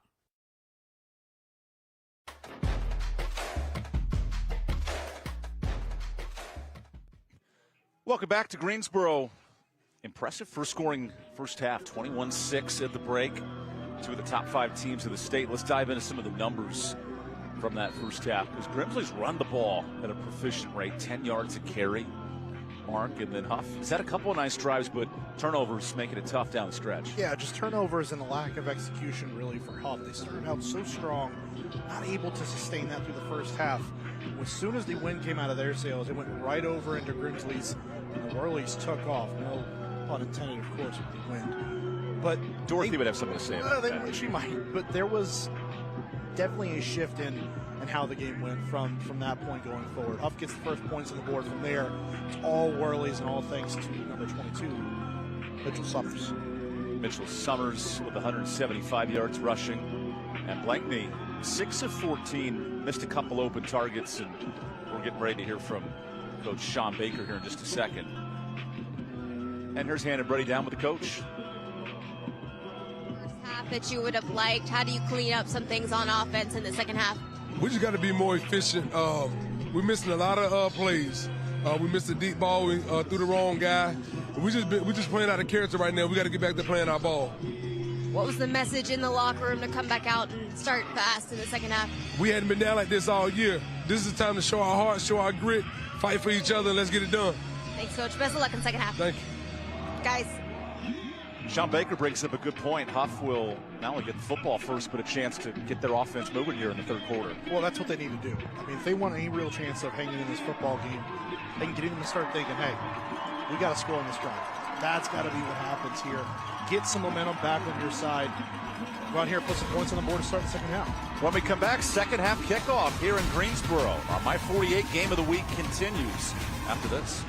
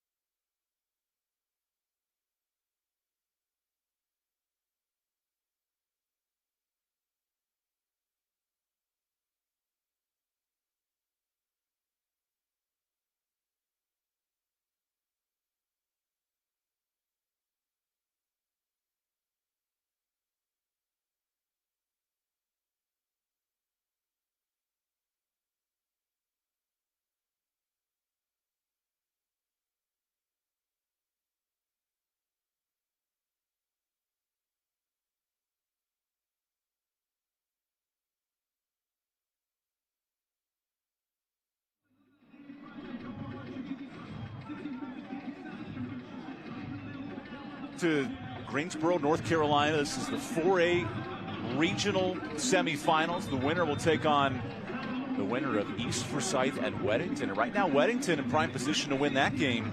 So it could be a matchup of number 2 versus either number 1 or number 5 in the state coming up. The way it's looked so far, number 1 falls behind a little bit early on, finds their groove offensively. The defense then follows suit. Finish the first half on a very high note, 21 straight. See if Hough has anything to say about that to start the second half. Shot win, and Sean Brady back to receive. Here's Chase Homental, and the second half is underway. Hough's largest deficit of the year as Wynn works from his 15. It's a nice gain out past the 25, and that's where Trey Blankeny will start. 6 of 14 in that first half, and missed a couple of throws late in the second quarter. Yeah, Blakeney just needs to be a little more sharp here as the second half gets underway.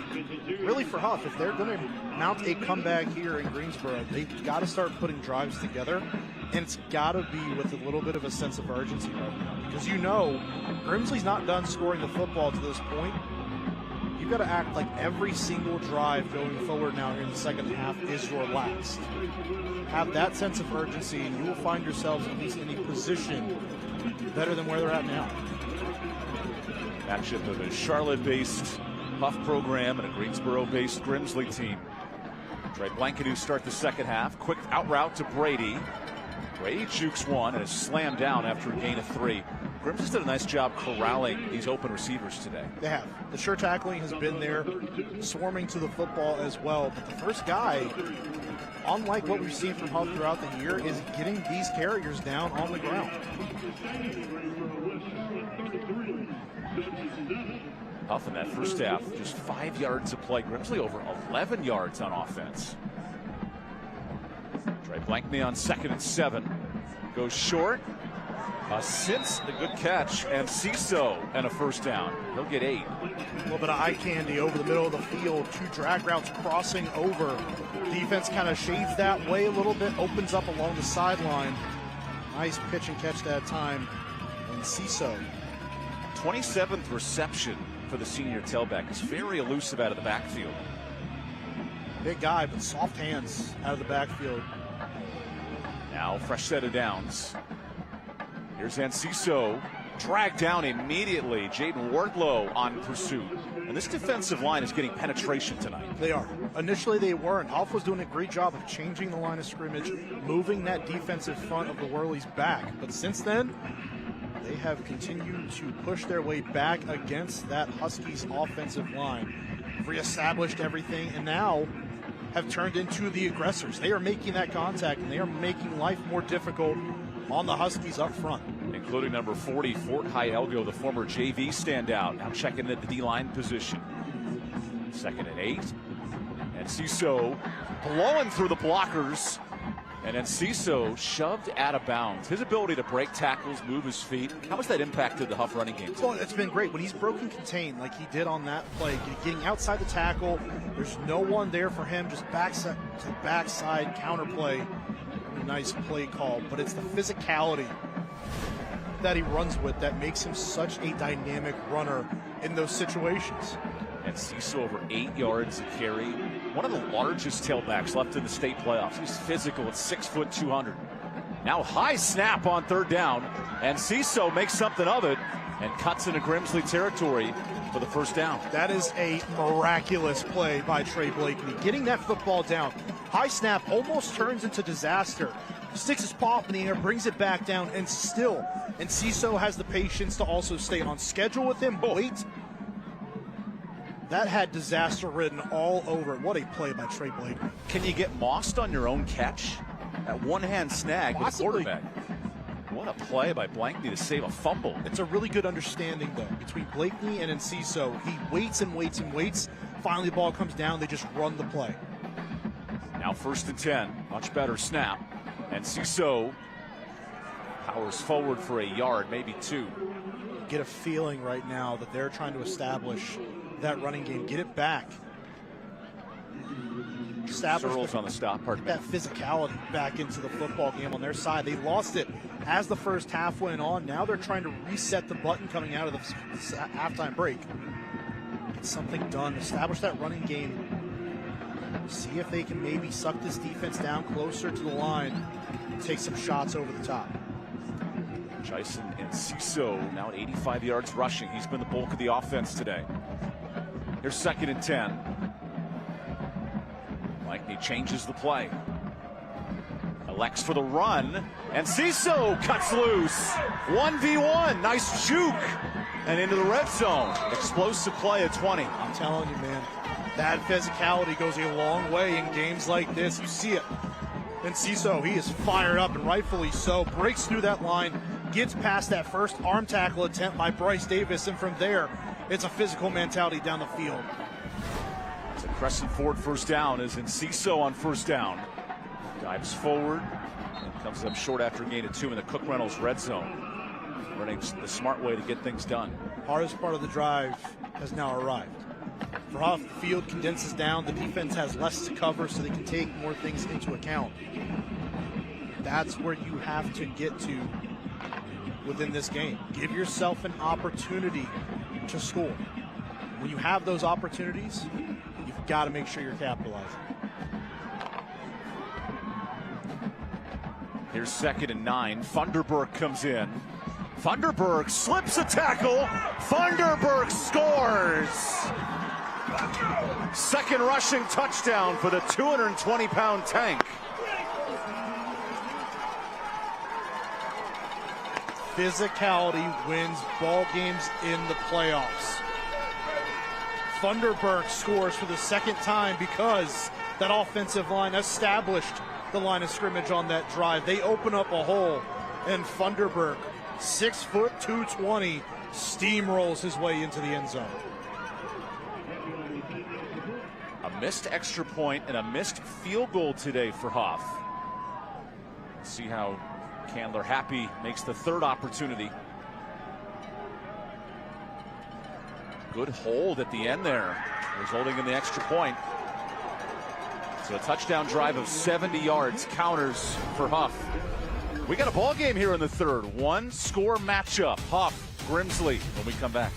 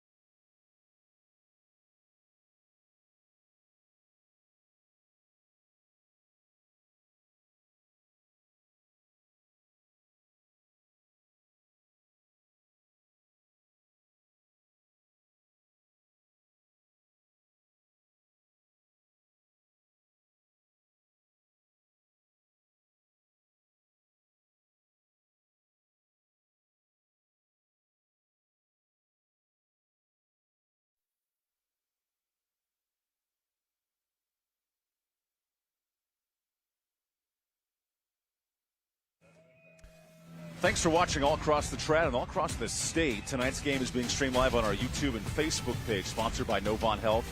Best physicians, amazing nurses, remarkable care.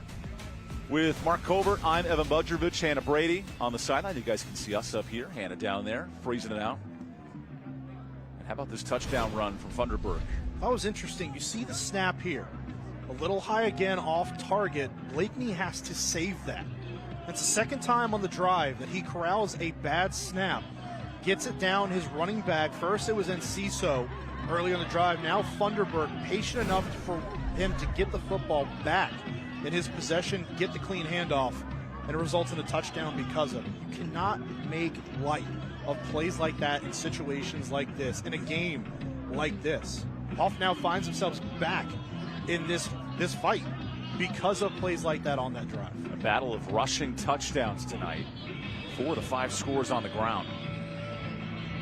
Funderburg, the workhorse back. He replaces last year's starter Will Jones, who rushed for over 1,000 yards.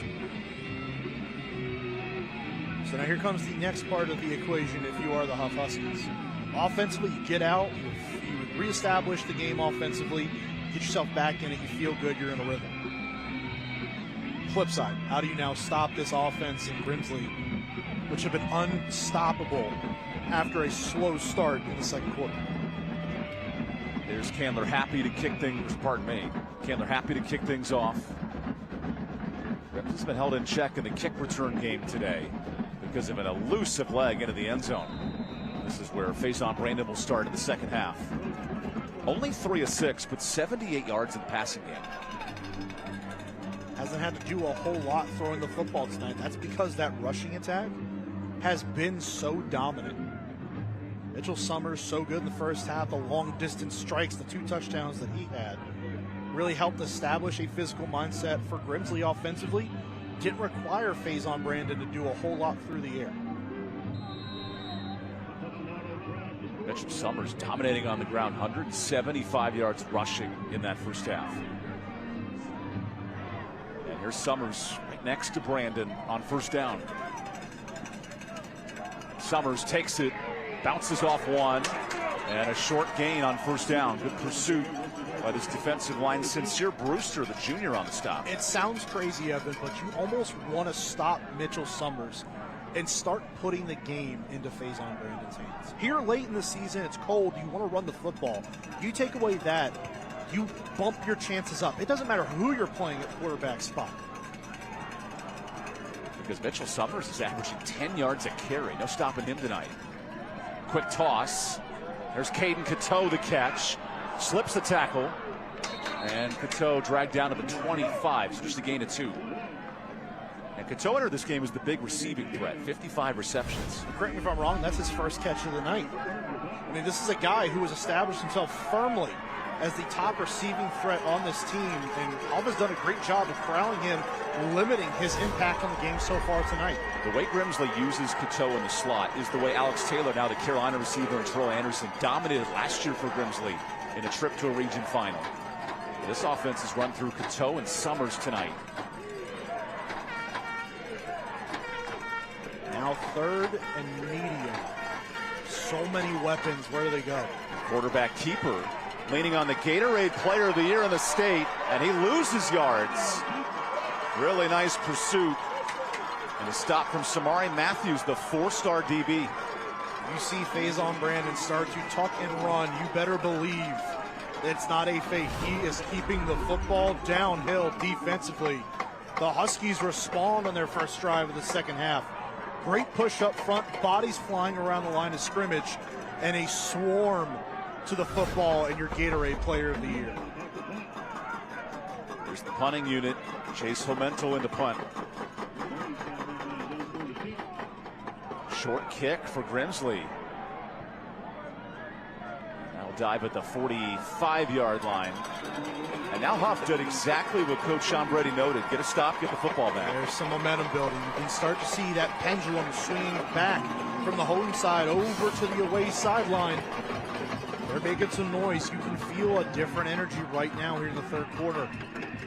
Coming up in the fourth, stay tuned to find out who's tonight's Winston-Salem Fairgrounds Player of the Game. Winston-Salem Fairgrounds, your one-stop shop for entertainment. And then in the fourth, we'll have tonight's My 48 Play of the Game. My 48, your home for local sports. And of course, stay tuned in the fourth for our Linder Turf and Tractor scoring summary. Have a great deal on your next Kubota at Linder Turf and Tractor. Low 20s, regional semifinal, top 5 teams in the state getting after it. And here's Hough on the move from the 45. Brady outside. Brady immediately tackled. Great pursuit by this Grimsley defense. An interesting formation that time. They brought Brady in motion and stopped him to the right. That was Mayor Harris Dupree on the stop. Put him all the way back to the right. Enciso was just next to him, and then on the other side of Enciso was Blakey.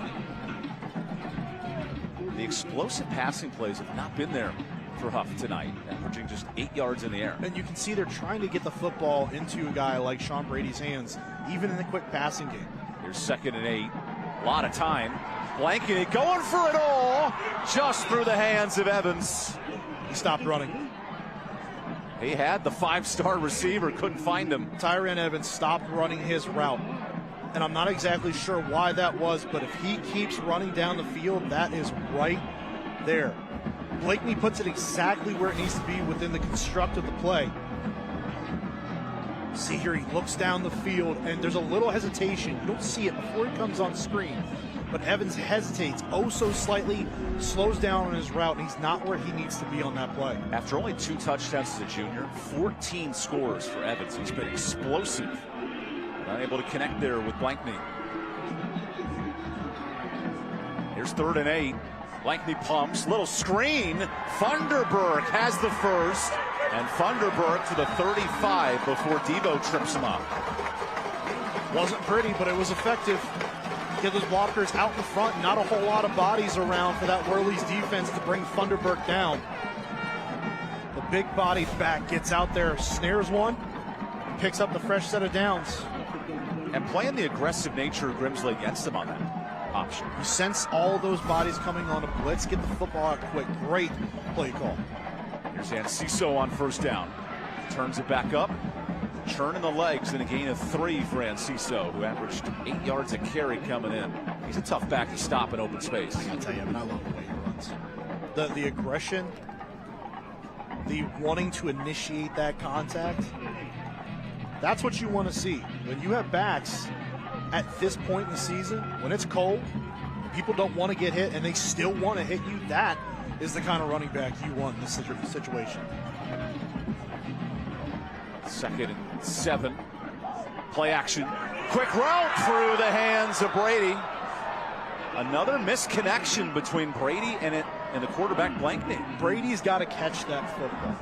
That being said, that is about the 2nd or 3rd time tonight where Blakeney has just put the ball behind his receiver. He puts that out in front. Brady is running the whole way back to Cornelius at this point. He doesn't. Brady has to turn around and adjust, and because of his speed, it's carrying him away. He can't make the catch. Sets up 3rd and 7. So Blakeney's missed 10 throws, but a couple of good looks there. Those are the plays so far tonight that have been the difference in this ballgame. 3rd down. Blakeney slides up, goes short. Nice catch. Evans jukes back. Another broken tackle. Evans inside the 10.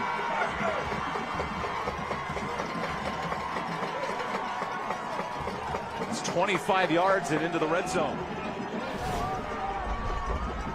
Ball steps up, that good pocket presence right there. Blakeney just senses it, steps into the pocket, keeps his eyes downfield, finds Evans this time. What a conversion. Back on the ground, Enciso gets a block, dives, hold on. Ruled short inside the 1. And that fumble was dangerous too. It sure was, and Enciso makes it so hard on a defense though. Getting up the field, that one cut, it's north and south, man. See him, watch here, put the foot in the ground, boom, he's upfield in a hurry. Stretching out, he was out of bounds by the time that football was fumbled. Man. 2nd and goal. Blankney, keeper. Davis wrangles him down. And just short, 3rd and goal. What a tackle by the Duke commit. That's unbelievable. Right down around the line of scrimmage here. That's one-on-one. Austin P versus Duke, and he gets folded back. Blakeney does like a pretzel on that. Advantage Blue Devils over the Governors. No kidding. Blankety back in. Hough scored on its opening drive. Now 3rd and goal. Got to think here. Funderburk's the guy. He's got 2 tugs already tonight. 3rd and goal. Blankney, keeper, pushing.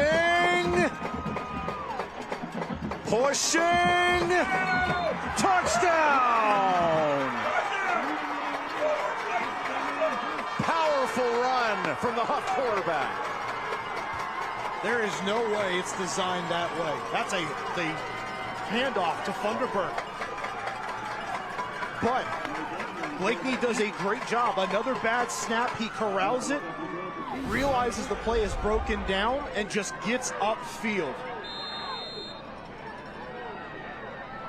And then on top of that, your push. The tush push. From his offensive line, getting across the goal line. That's Amari Lawrence Broom, the left tackle, with the assist. And now going for 2. So the math game becomes a factor. Well, think how big now that becomes, that missed extra point on their first touchdown in the first quarter. Wow, and Hough burns a timeout. Major frustration from head coach Sean Baker. He's also the OC. Tyron Evans seemed to be on the receiving end of that one. Burning a timeout like that, waning minutes of the 3rd quarter, you know what this game means, where you're at in the process. Because you're thinking going for 2 regardless here. Correct.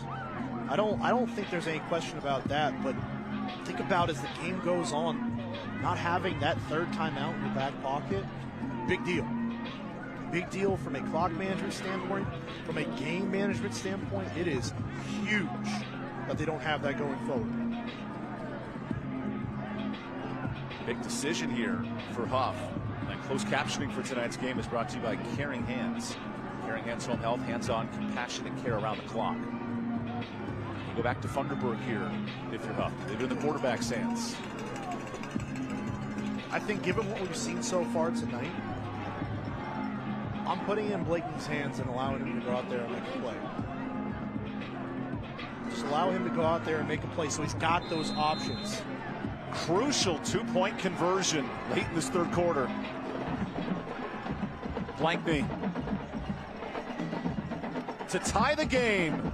Blankney fires and Ciso scores. 21 all on the 2-point mastery. What a play, the 2-pointer again, and Ciso, not the run, but the catch. The Huskies storm back, and we are tied in Greensboro.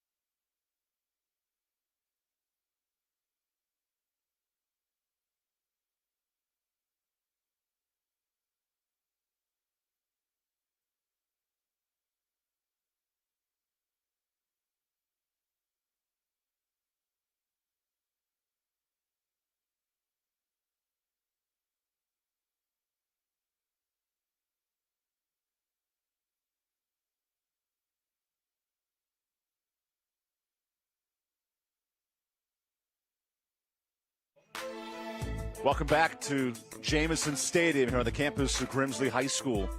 Tonight's game is also being streamed live on our YouTube and Facebook page. Visit Novant Health, best physicians, amazing nurses, remarkable care. And if you're just joining us, 2 scores in the second half for Hough.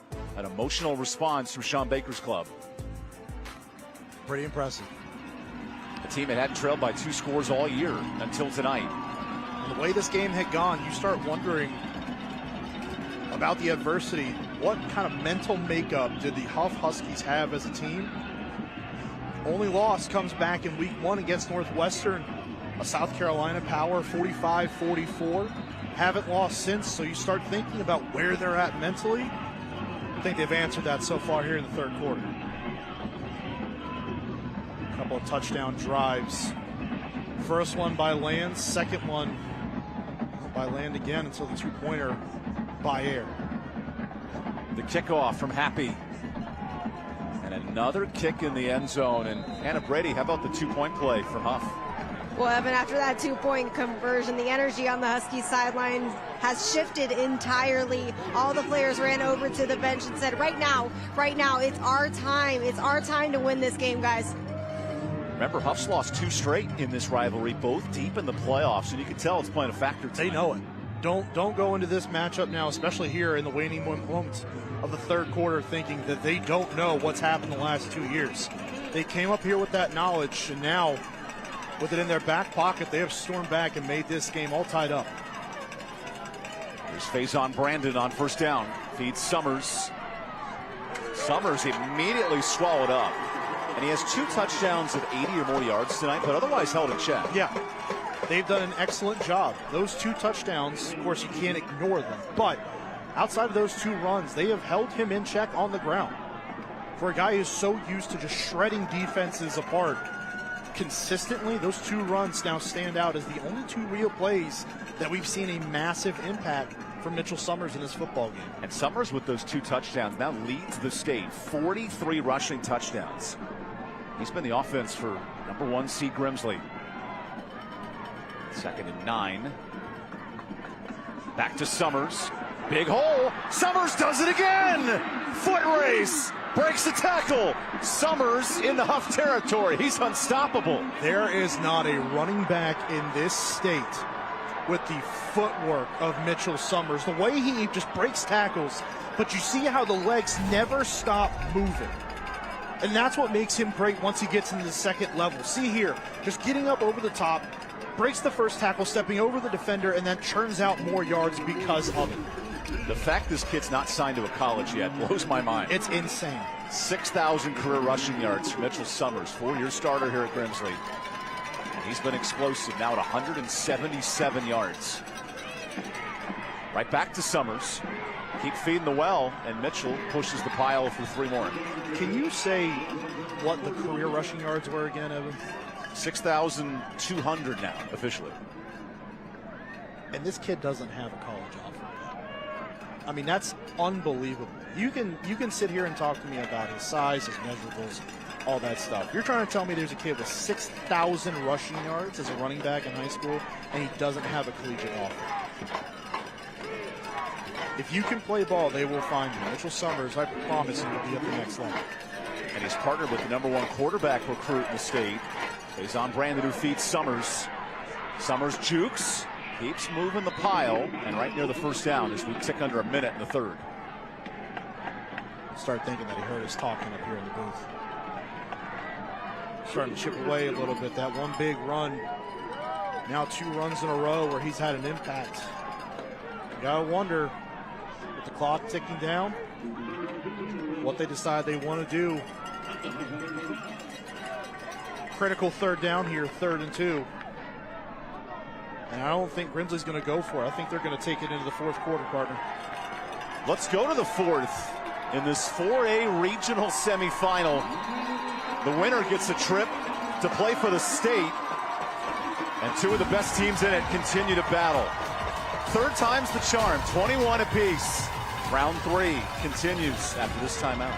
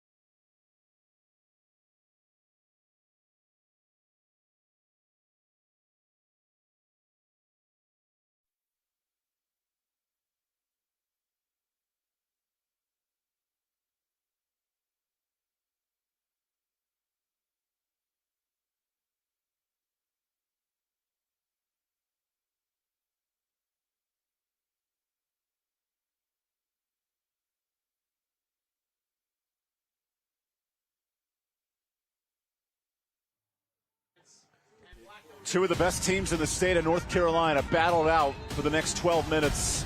Grimsley and Hough, back-to-back scores for Hough in the third. And now Faison Brandon, the Gatorade State Player of the Year, goes to work on offense. He's been complimented by an elusive tailback, Mitchell Summers, 220 yards on the ground. Here's Summers again. Dives forward on third down, and he might have enough. Oh, he's close. Decision time here, ruled short, so 4th and inches.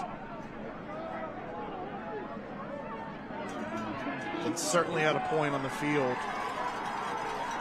More than likely too long for a field goal. You got inches to go. Faison Brandon tapping his offensive lineman on the helmet. He knows what's about to happen. They are going for this one. Interesting though, Summers not in the backfield, in the slot. Brandon moving Summers back there. Here's 4th and shorts. Timeout, Grimsley. A chance to talk it over. Make sure that everyone knows what their assignment is on this play. The state's leading rusher, Mitchell Summers, most touchdowns, most rushing yards, and you have to think he'll be involved here on 4th down. 100%. 100%. He has been the bell cow all night long on this drive. Unless I'm wrong, every single play so far has been to Mitchell Summers. Certainly a situation where you start thinking, if you are Hough, they're running the football. 4th and inches to go, you put it on your offensive line to go ahead and get you that yard.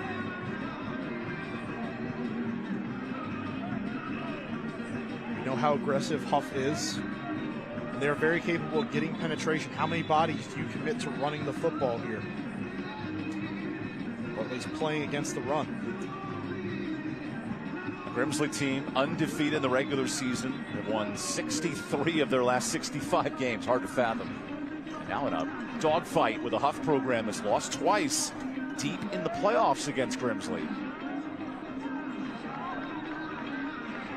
This Hough defensive line's been really good in the second half. Grimsley's running games made the difference.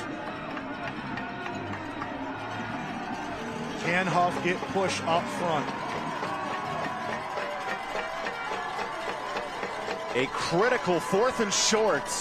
Summers needs one, has one, and a couple more. Push into the 31. Statement play. As an offensive lineman, you live for 4th and 1 late in the ball game to make a statement. This is just Bob, big on big. And you want guys to go ahead and get you a yard. There is no game plan to that. That's, hey, push them back, we're getting a yard. The pulling guard made all the difference on that one. There's TJ Bunch. 1st and 10. Summers again. Cuts left. Summers gets 2.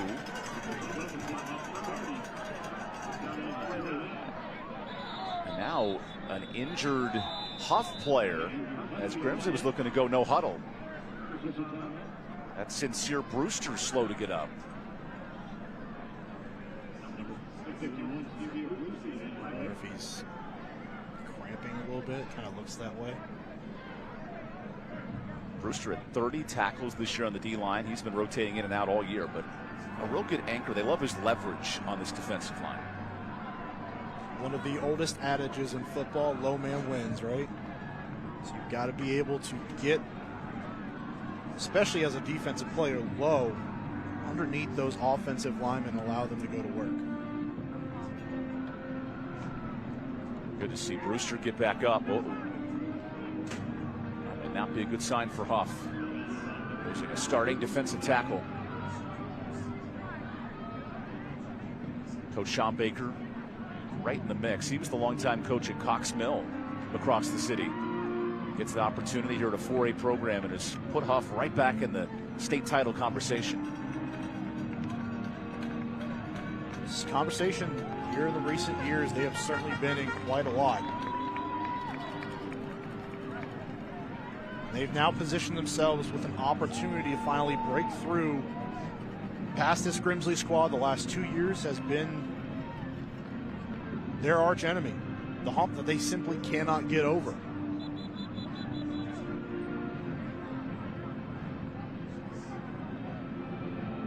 So out of the timeout, the injury in 2nd and 8. Grimsley has been explosive and dominant on the ground. 230 yards rushing. The best rushing attack in the state coming in has continued to carry that forward.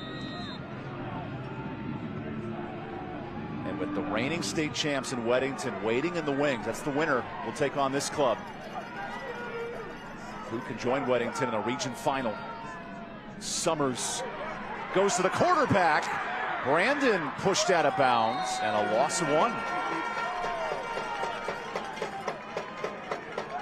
That is an excellent play made out on the edge. Will Berlin does not fall for the fake, gets out there and puts the initial pressure on Faison Brandon, slows him up enough to allow some of his defensive teammates to get over there and help escort Brandon out of bounds. And Samari Matthews with the bone-crushing hit. Berlin, who's a junior, he has a chance to play at the Power 4 level next year with lead speed.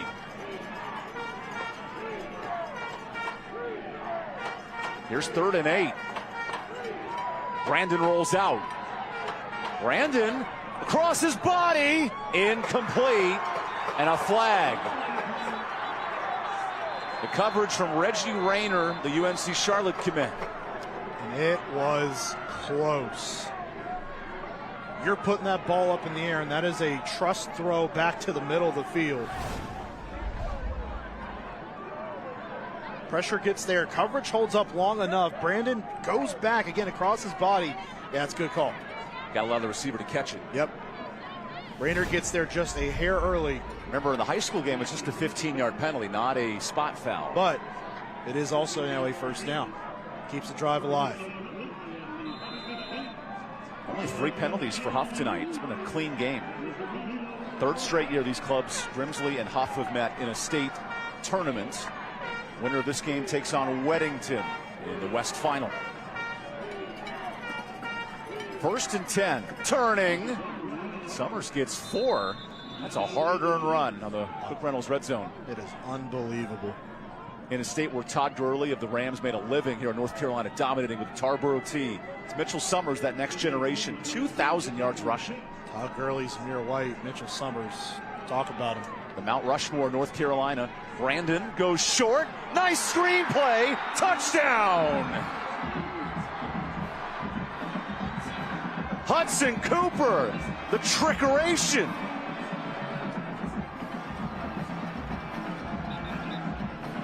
Just a little bit of play action. What it does for you, it opens it up. The defense steps up, and they left Hudson wide open in the middle of the field. That is about as close to a gift wrap present as you're going to find. First score of the year for Cooper, coming out of nowhere. Like I said, there's going to have to be other guys that step up here tonight. If you're Grimsley, who's going to be the hero? And on this drive, it's Hudson Cooper. Hudson Cooper, the junior tight end, coming to play. 2 scores for the Tutties tonight. Grimsley back up a score.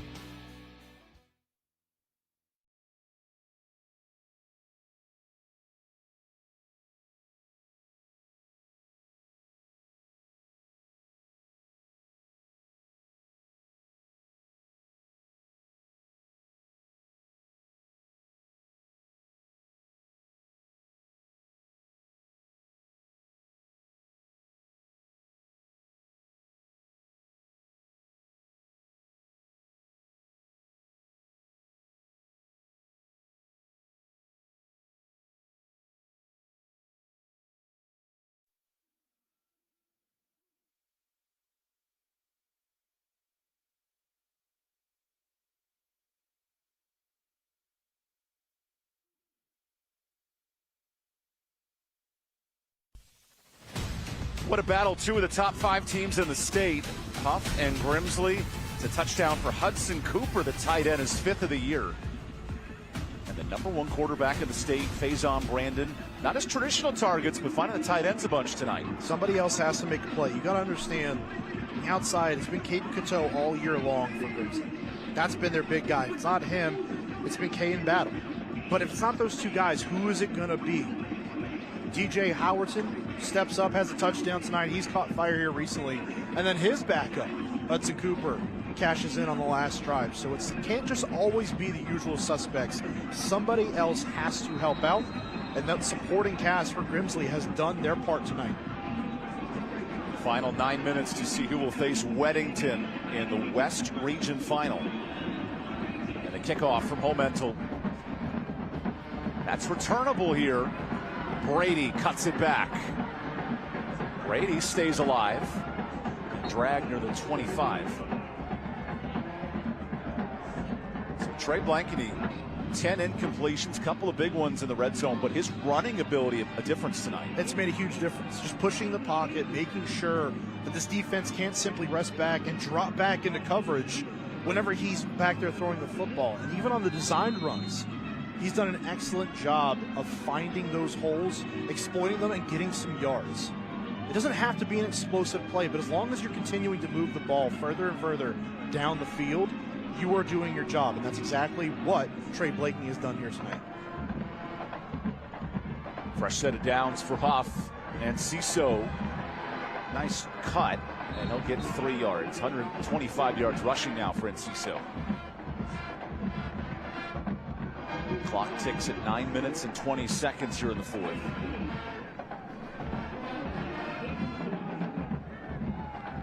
How much longer do you continue to play that game where you're wanting to run the football? Of course, there's plenty of time left in the football game to this point, but you got to hurry to some degree. Now 2nd and 8.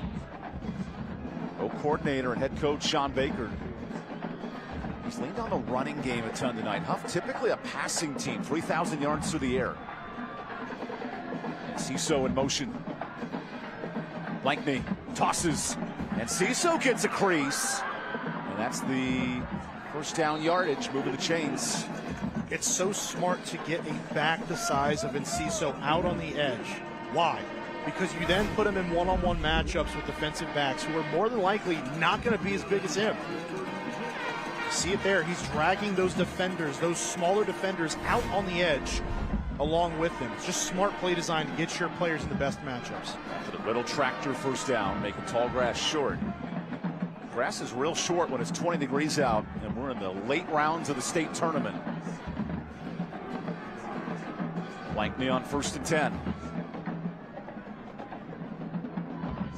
And Ciso nowhere to go. And Bryce Davis, the Duke signee, in on a stop. No gain. Start thinking how effective Enciso is at getting onto the edge of the play, right? So many times tonight he's been able to attack, get around the corner, around his offensive line, and attack the edges of this defense. But when they've gone in between the tackles, Grimsley's done a really nice job of containing him and not allowing him to get those tough yards. Now spreading out this Grimsley defense. 2nd and 9. Blankney steps up, loses his helmet, and that's a penalty on Davis. A clear definition of face mask. Yeah, it doesn't get a whole lot more clear than that. He lost his face mask. Yep. Lost the face mask, lost the helmet, chin strap, the whole 9 yards. Yeah, right up over the top. Sometimes you get out there as a defender, you get on the edge, you see the quarterback step up, you just want to reach out and see if you can get a hand on them. Oftentimes, just see that hand a little too high. And the fact that Blankney's okay, I mean, that's a bigger talking point. Helmet gets ripped off, I know. That's a large man in Bryce Davis, 6'4", 250. Limping a little bit at that. Saw one of the Hough players cramp earlier in the game as well, even in this weather. Manny Diaz with a 9-win Duke program, a happy camper looking for a 4-star coming in this fall. Pretty great. Good start for Manny over there in Durham. Duke had an impressive season, finished 3rd in the ACC with Clemson and SMU meeting tomorrow. I believe finished on a high note too, beating Wake Forest in the final seconds of their game. Duke won the North State matchup, beat every team in the Carolinas. And here in Greensboro. We got a one-score game. First down. Blankney, quick shot. Good snag. Evans cuts back, and Evans into the red zone. He picks up 30. Finally, they get that RPO action over the top. They get the hang route right there. Evans, finally, the benefactor of it, gets the catch. And then the run after catch ability on full display as well. An easy step throw. That is as on point a throw in those quick, decisive situations as we've seen from Blakeney tonight. Into the Cook Reynolds red zone. Blankney. And Ciso. Cut back. Searles tripped him up. Gain of 2. This becomes a must-score scenario if you're Hough now. Oh, absolutely. Take it down to the midway point of the quarter now. You know the football's going to have to go back to Grimsley. There's no denying that, but as an offense, you continue to chip away at what they've done. Tied it up already once. And on your way to doing it yet again. Can they finish the drive here? 2 scoring drives in the second half, all on the ground for Hough.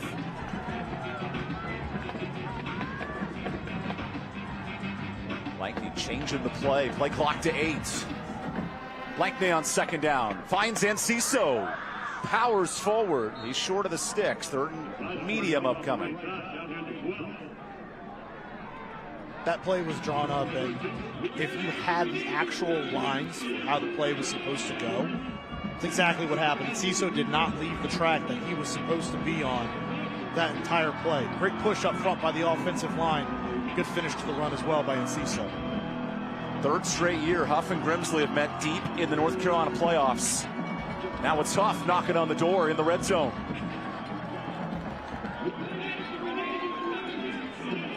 Third and 4.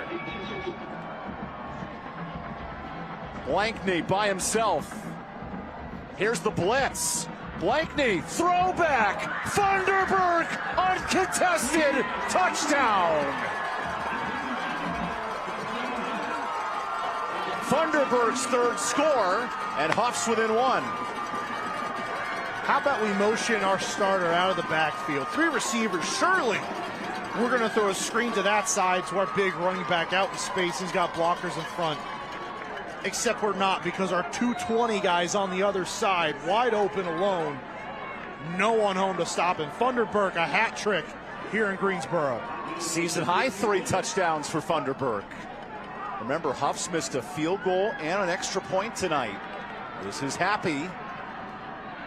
Good hold. Happy sneaks it through. No guarantees tonight. And it's 28 all.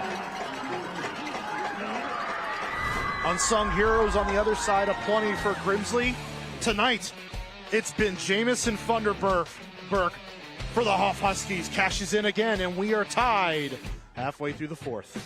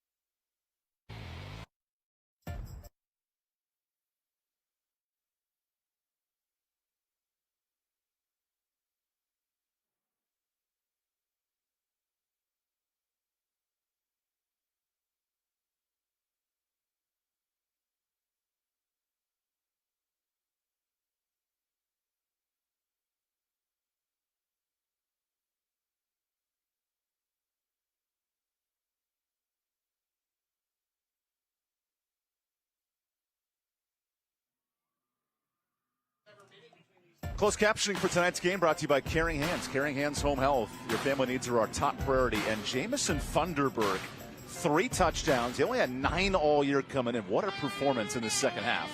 Got to have other guys step up. And tonight, Jamison Funderburk has been a revelation for this offense.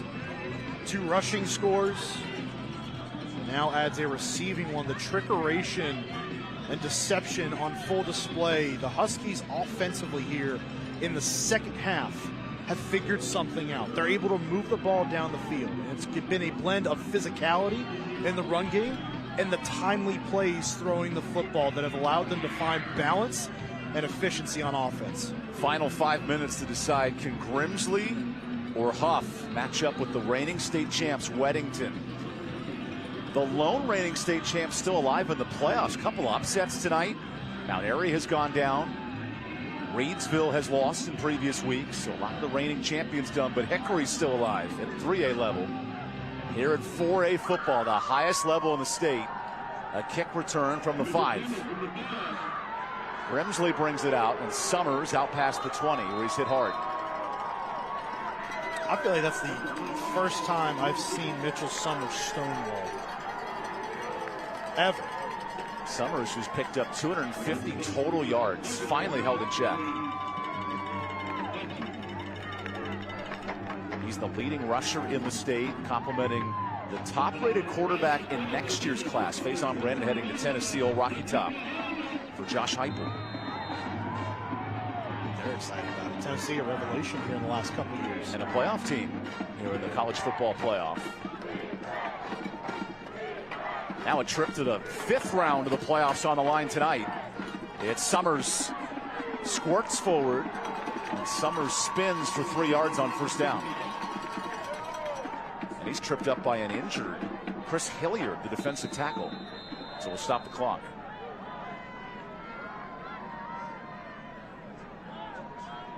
Hilliard's so integral to that center point, that defensive front. All these guys that come in, the interchange, the junior has own impact on the year. 5 sacks in a backup role, pretty impressive. We've seen 2 injured defensive linemen for Hough tonight, really testing Chachi Sullivan's D-line. Neat story, Chachi and Sean Baker were teammates at South Carolina State. One the running back, one an elite DB, and now they're working together at Hough and transforming this program a couple years in together.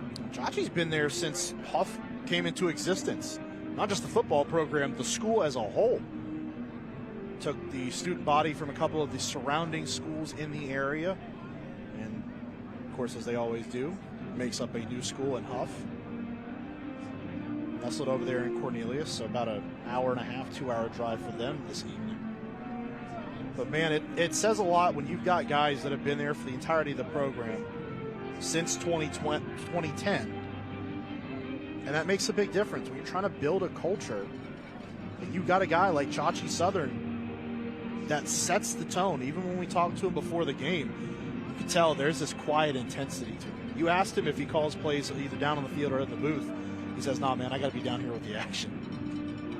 That's what you love to see out of your defensive coordinators, man. You love to see guys that are aggressive, but they want to be down on the field, feel what's going on so they get a good feel for how the game is going. Loved every second of rebuilding this program with his former teammate.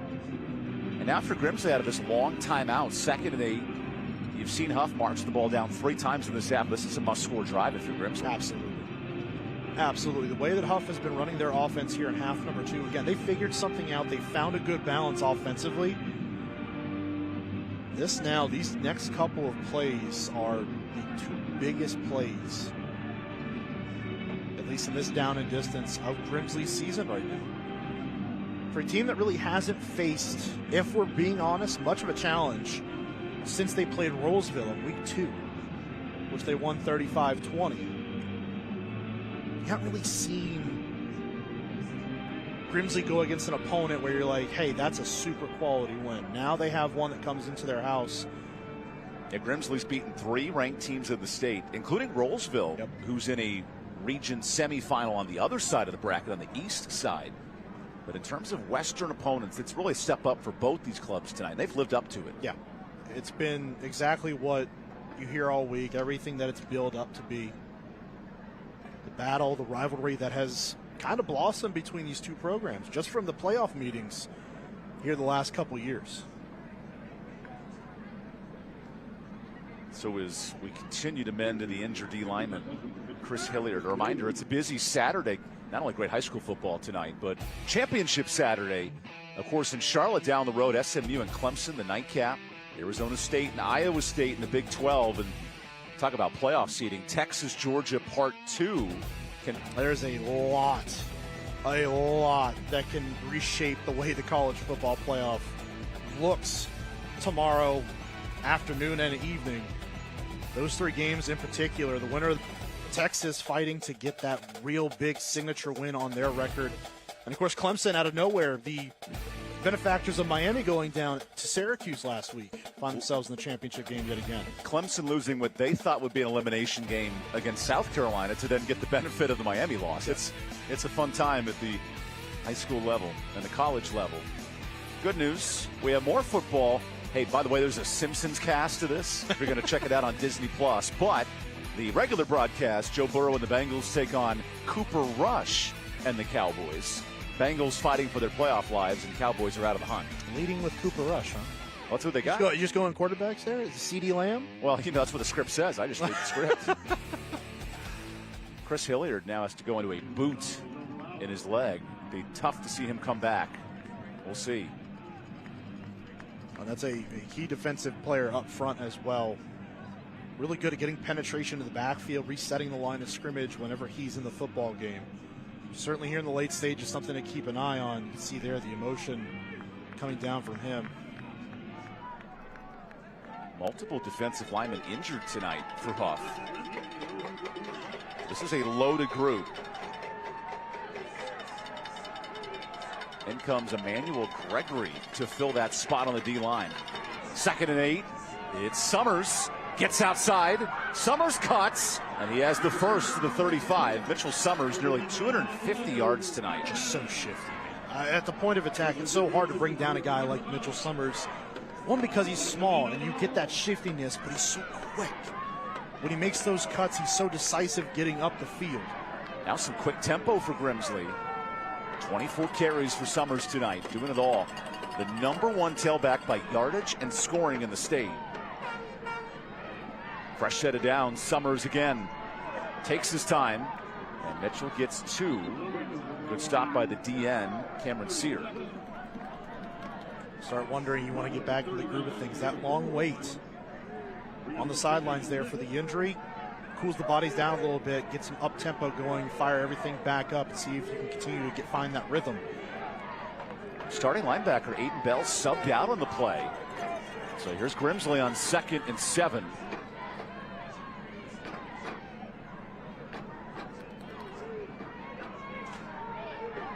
Winner of this game takes on the #2 seed Weddington in the region final. Here's 2nd down. Summers has a hole, cuts loose. Summers escapes into Hough territory and slides out of bounds at the 30.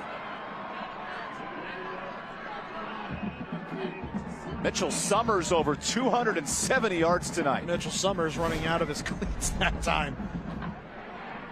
When they need a play on offense, it's always going to be number 22 that's going to get the football because they know that he can make a play. Actually ran out of his cleat earlier before he even got down the field. The one-shoe 35-yard scamper on the Riddle Tractor first down. Already got it back in the game as well. Mitchell Summers nearing 6,400 career yards. This kid's explosive. As explosive a spark plug as there is. Here's Summers again. Cuts it forward to the 24. How do you manage clock now for Grimsley with under 3 to go? Keep it on the ground. For a couple of reasons. One, you just want to continue to work that clock, right? But the second point, and probably more importantly, Hough has not shown the ability to completely shut down this rushing attack. You bust a couple of 2 to 3 yard gains here or there, but then you can break one that's longer. Mitchell Summers, 187 yards last year when these teams met. 280 yards tonight.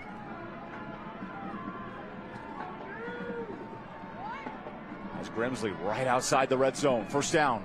Summers needed 5. He'll get 1. So 3rd and medium upcoming. As we tick to 2 minutes in the 4th. Do you trust the kicking unit or is this go for it territory? You have field goal kickers for a reason, right?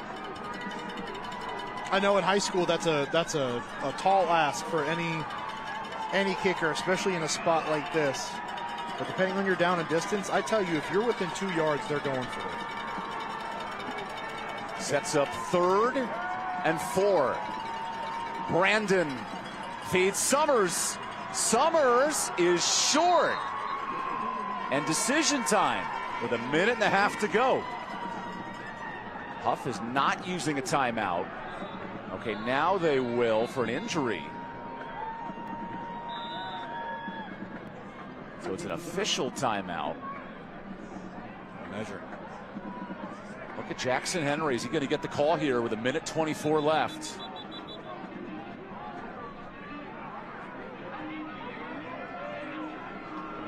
And will the clock run once the official signals for play? So here's the interesting thing here is maybe you go for it here because while Hough has been able to move the ball well, it has not been in chunks. And so we're talking about a team now, those 2 timeouts, a minute and a half left. Offense stays on the field. Saw it last night. Lions in field goal range, they go for it because you want to end the game with the football in your hands. Play of the season for the #1 seed Grimsley. That clock is running. 1 minute left. And now a timeout. So a decision here for Darryl Brown with Mitchell Summers as tailback. Everything that we know about Grimsley, you got to go for it. You got to go for it. And then play for the field goal, essentially? Potentially. With 59 seconds? Or you run your offense. But you can't worry about what comes after that just yet because you got to worry about picking this first down.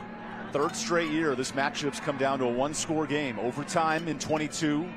A game-winning touchdown in the 4th last year for Grimsley. And driving again with a minute to play here in this region semifinal. What a game. So Hough defensively, you of course have to get some level of penetration up front, but you got to think that this is a run. And it is Mitchell Summers just slamming it into the middle of that line. Big decision for 9th-year head coach Darryl Brown.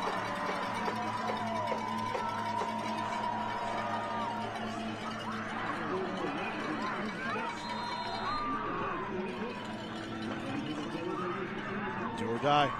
And here comes the offense. 2 of the top 5 teams in the state. Final minute here in regulation. 4th and 1. And movement.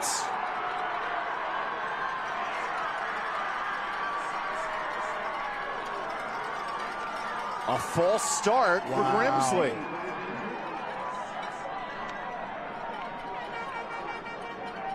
Do you go for it or do you trust the kicker here? That offense is staying out on the field. Oh my goodness. Yeah. Easy call. And Mitchell Summers has to sub out because he was off the field before the penalty. Here we go, 4th and 6. Wow. Unless Grimsley uses a timeout. How about this? How much pressure does Hough bring here? 4th and 6. Brandon has time. Brandon fires. Caught. Touchdown, Grimsley. DJ Howerton again. And a Grimsley lead. Lulled to sleep. Cateau comes in motion. They fake it that way. Everything goes out to the right side. And we have a flag on the field. Hold on. This is after the play.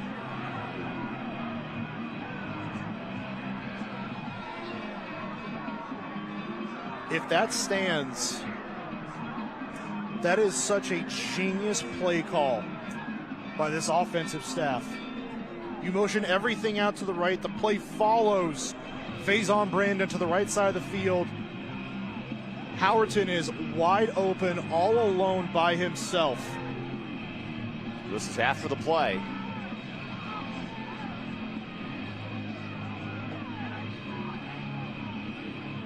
That's pretty big.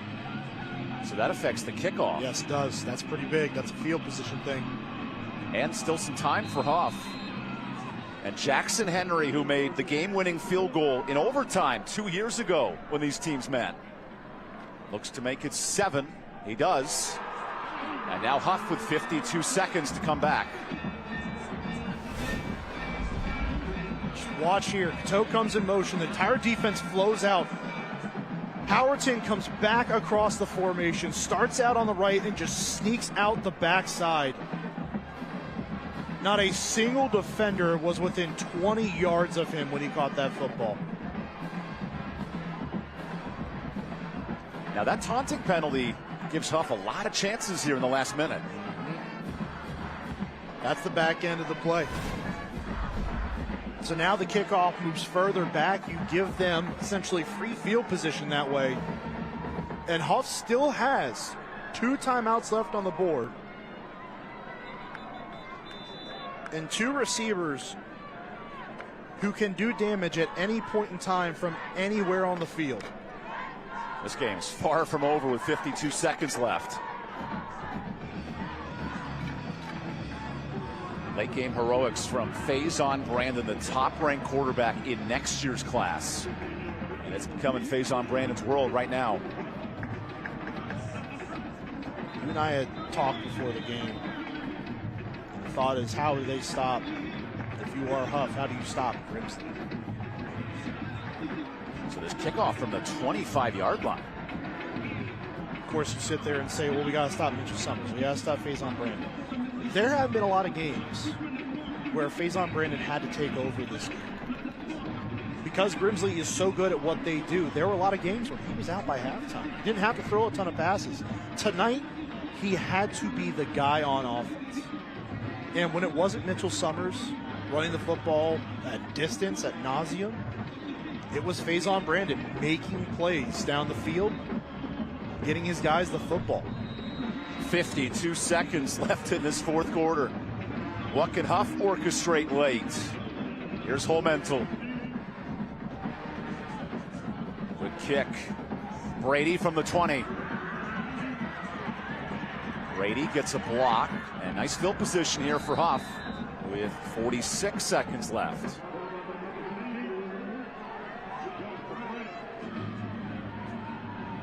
So you got to start thinking they're going to start looking down the field, drop back passing here. Where's Bryce Davis? We've called his name on multiple different occasions tonight, but it hasn't been for sacks. Comes to this game with 17.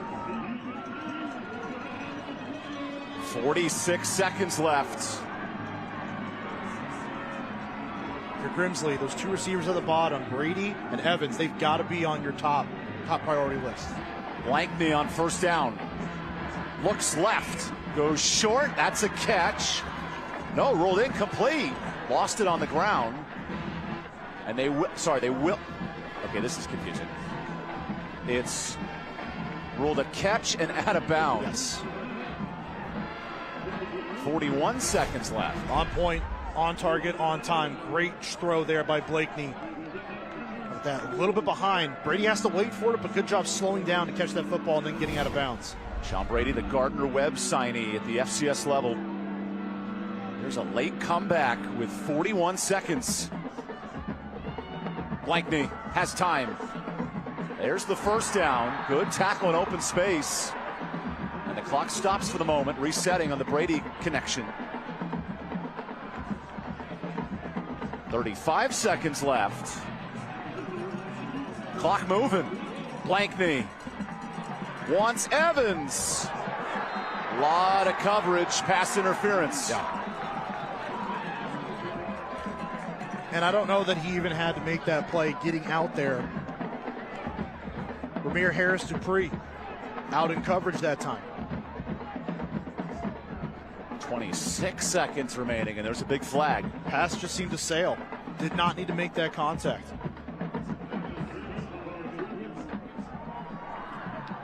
Plenty of timeouts for Hough, too, with 2 remaining. Now you're in great field position at the 36.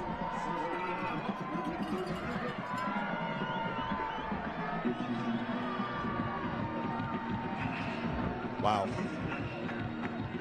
I don't know that there was need for that contact. It just seemed like the pass was too far out towards the sideline. Evans didn't really have a great play on it. But nevertheless. Trey Blankney, 41 passing touchdowns this year. Needing a huge score in the fourth. Blankney steps up. He's hit and taken down. Bryce Davis all over it. Timeout, Hough. 16 seconds left.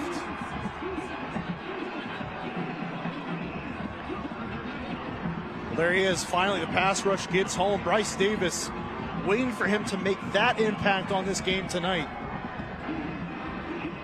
Forces Blakeney to step up in the pocket into the waiting arms of other Worley's defenders. Wins the inside battle on the left side here. Oh, swallowed up. That is one heck of a sack. That is one heck of a player. The four-star signee to Duke, making his presence felt late. 18 sacks for Davis. And I make that mistake. Jaden Wardlaw was the defender on the left that brought that pressure and forced Blakeney to step up into the waiting arms of Bruce Davis. Still one timeout. You can play over the middle of the field here if you're Hough, but got to get in basically throwing to the end zone range. Realistically, yes. And this is one of those instances where the closer now you get to the goal line, it goes against the defense because you have to spread them out more. Less to cover, yes, but you still spread them out more. They can't just go simply into a prevent. Trip to the region finals on the line in North Carolina. Trey Blankney down to his final 18 seconds. Blankney slides up, rolls out. What the catch! He's short of the first. Timeout, Hough with 10 seconds. So you pick up the first down here, clock stops to reset the chains. At that point, you are spiking the football. But it's got to be a quick play. So you're either throwing in the middle of the field where you know you're getting that first down, or you are throwing to the sideline. Timeout with 10 seconds left on the Little Tractor first. Or actually, they don't rule it a first. It's third and a yard coming up. Do you go end zone here, or do you go first down if you're Hough? You got to go. You got to go first down. You got to go first down here. Unless you feel like there is a shot to take into the end zone here. And I'm starting to think at this point in the game, if you're taking that shot, schematically, they're dropping back, so you're not going to beat them over the top. I've got a guy who is 6'3", arguably 6'4", lanky on the outside, Tyran Evans. Am I throwing a jump ball to him in the end zone and seeing what happens? Because there's not a defender height-wise that's going to match up with him.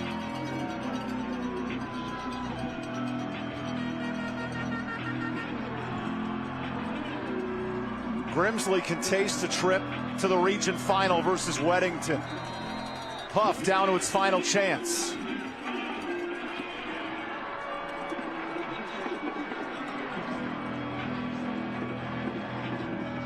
Here's 3rd and 2.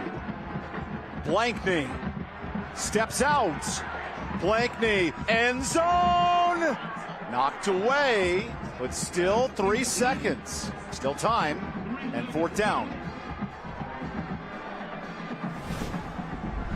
But Blakeney makes the right decision. Just get the football out of your hands. You cannot go down in the field of play, but I got to tell you, I'm taking that football, I'm running, I'm getting the first down and get out of bounds. Now 3 seconds left. This is it. This is game. 3rd straight meeting down to the final play. Trey Blankney, 42 touchdowns this year. What magic does the Austin Peay commit have left? Protection has to hold up. If you are Hough, protection has to hold up. Give Blakeney and these receivers a chance. 4th and the ball game. Blankney, end zone. Evans, caught! tipped away, incomplete. Grimsley advances, heading to the region final.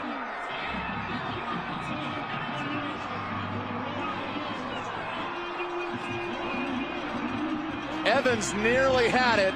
Great coverage from Josiah Hussey. Well, it's the go ball that you look for in that situation.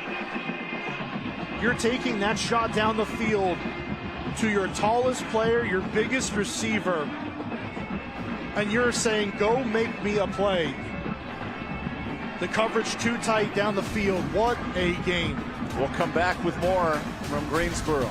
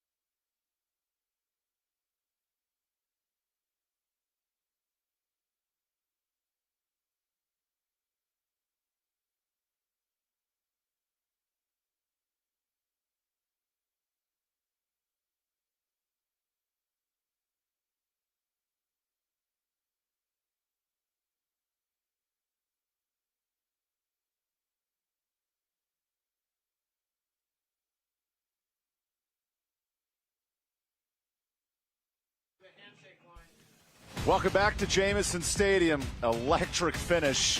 Grimsley, Hough, literal players in the stands celebrating a wild finish. And a last-second stop puts it away. And how about our final My 48 play of the game? A little trickeration for Grimsley to win it with DJ Howerton. Just absolutely masterful play call. You talk about the play call itself, the timing of it, the execution. It could not have gone any better. It was picture perfect. Exactly as you draw it up in practice, in the film room, everywhere you go.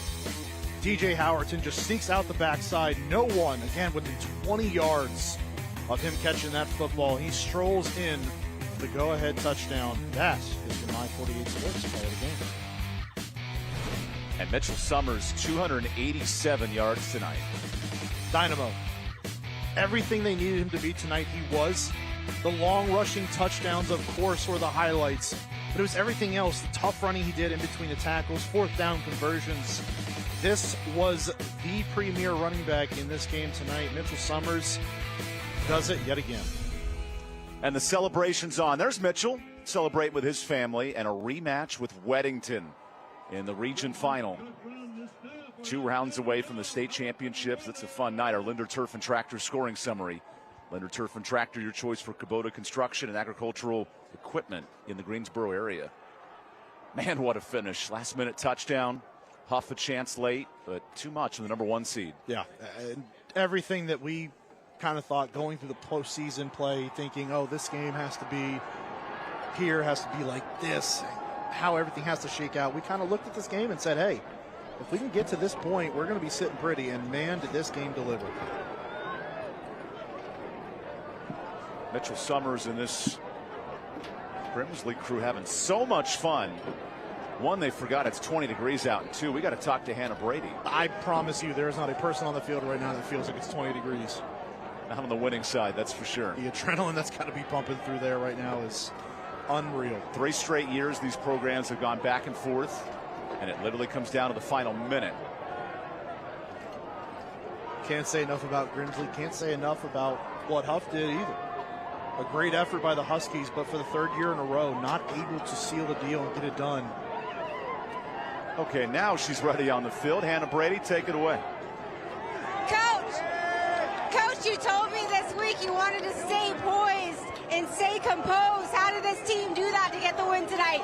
We did exactly what we talked about. We never panicked. We just continue to fight, continue to believe. And like these guys, I love these guys because they believe in us and they understand everything that we do is for these moments. And when it gets hard, we get better. Now, Mitchell Summers was our Winston-Salem Fairgrounds player of the game. He totaled over 6,000 career yards with this win tonight. How did he step up big for you? Everybody played big, but these guys know. Mitch may be one of the smallest guys on our team, but he's one of the biggest in the fellas. And he plays with a lot of heart.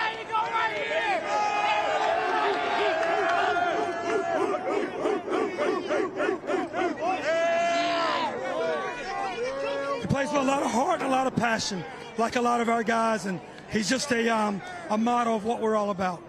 Now, Mitchell, what can you say about your performance tonight and how hard you played?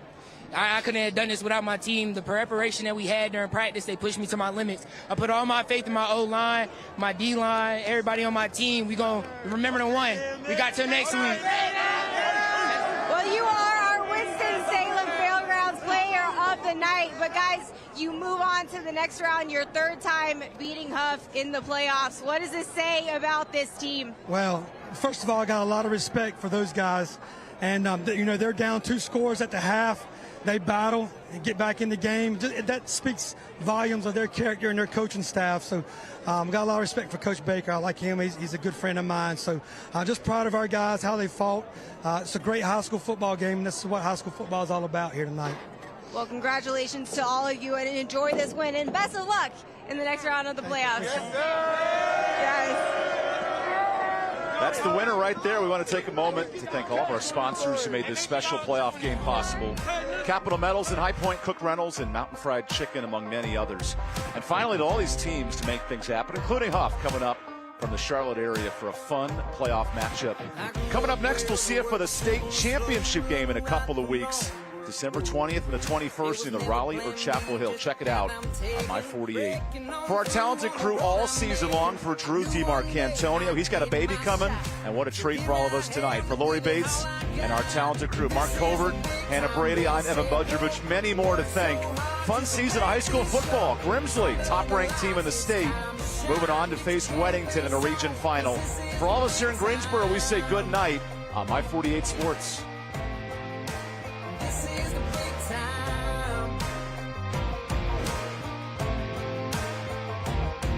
Ever since my boots first hit these streets, had to scratch and claw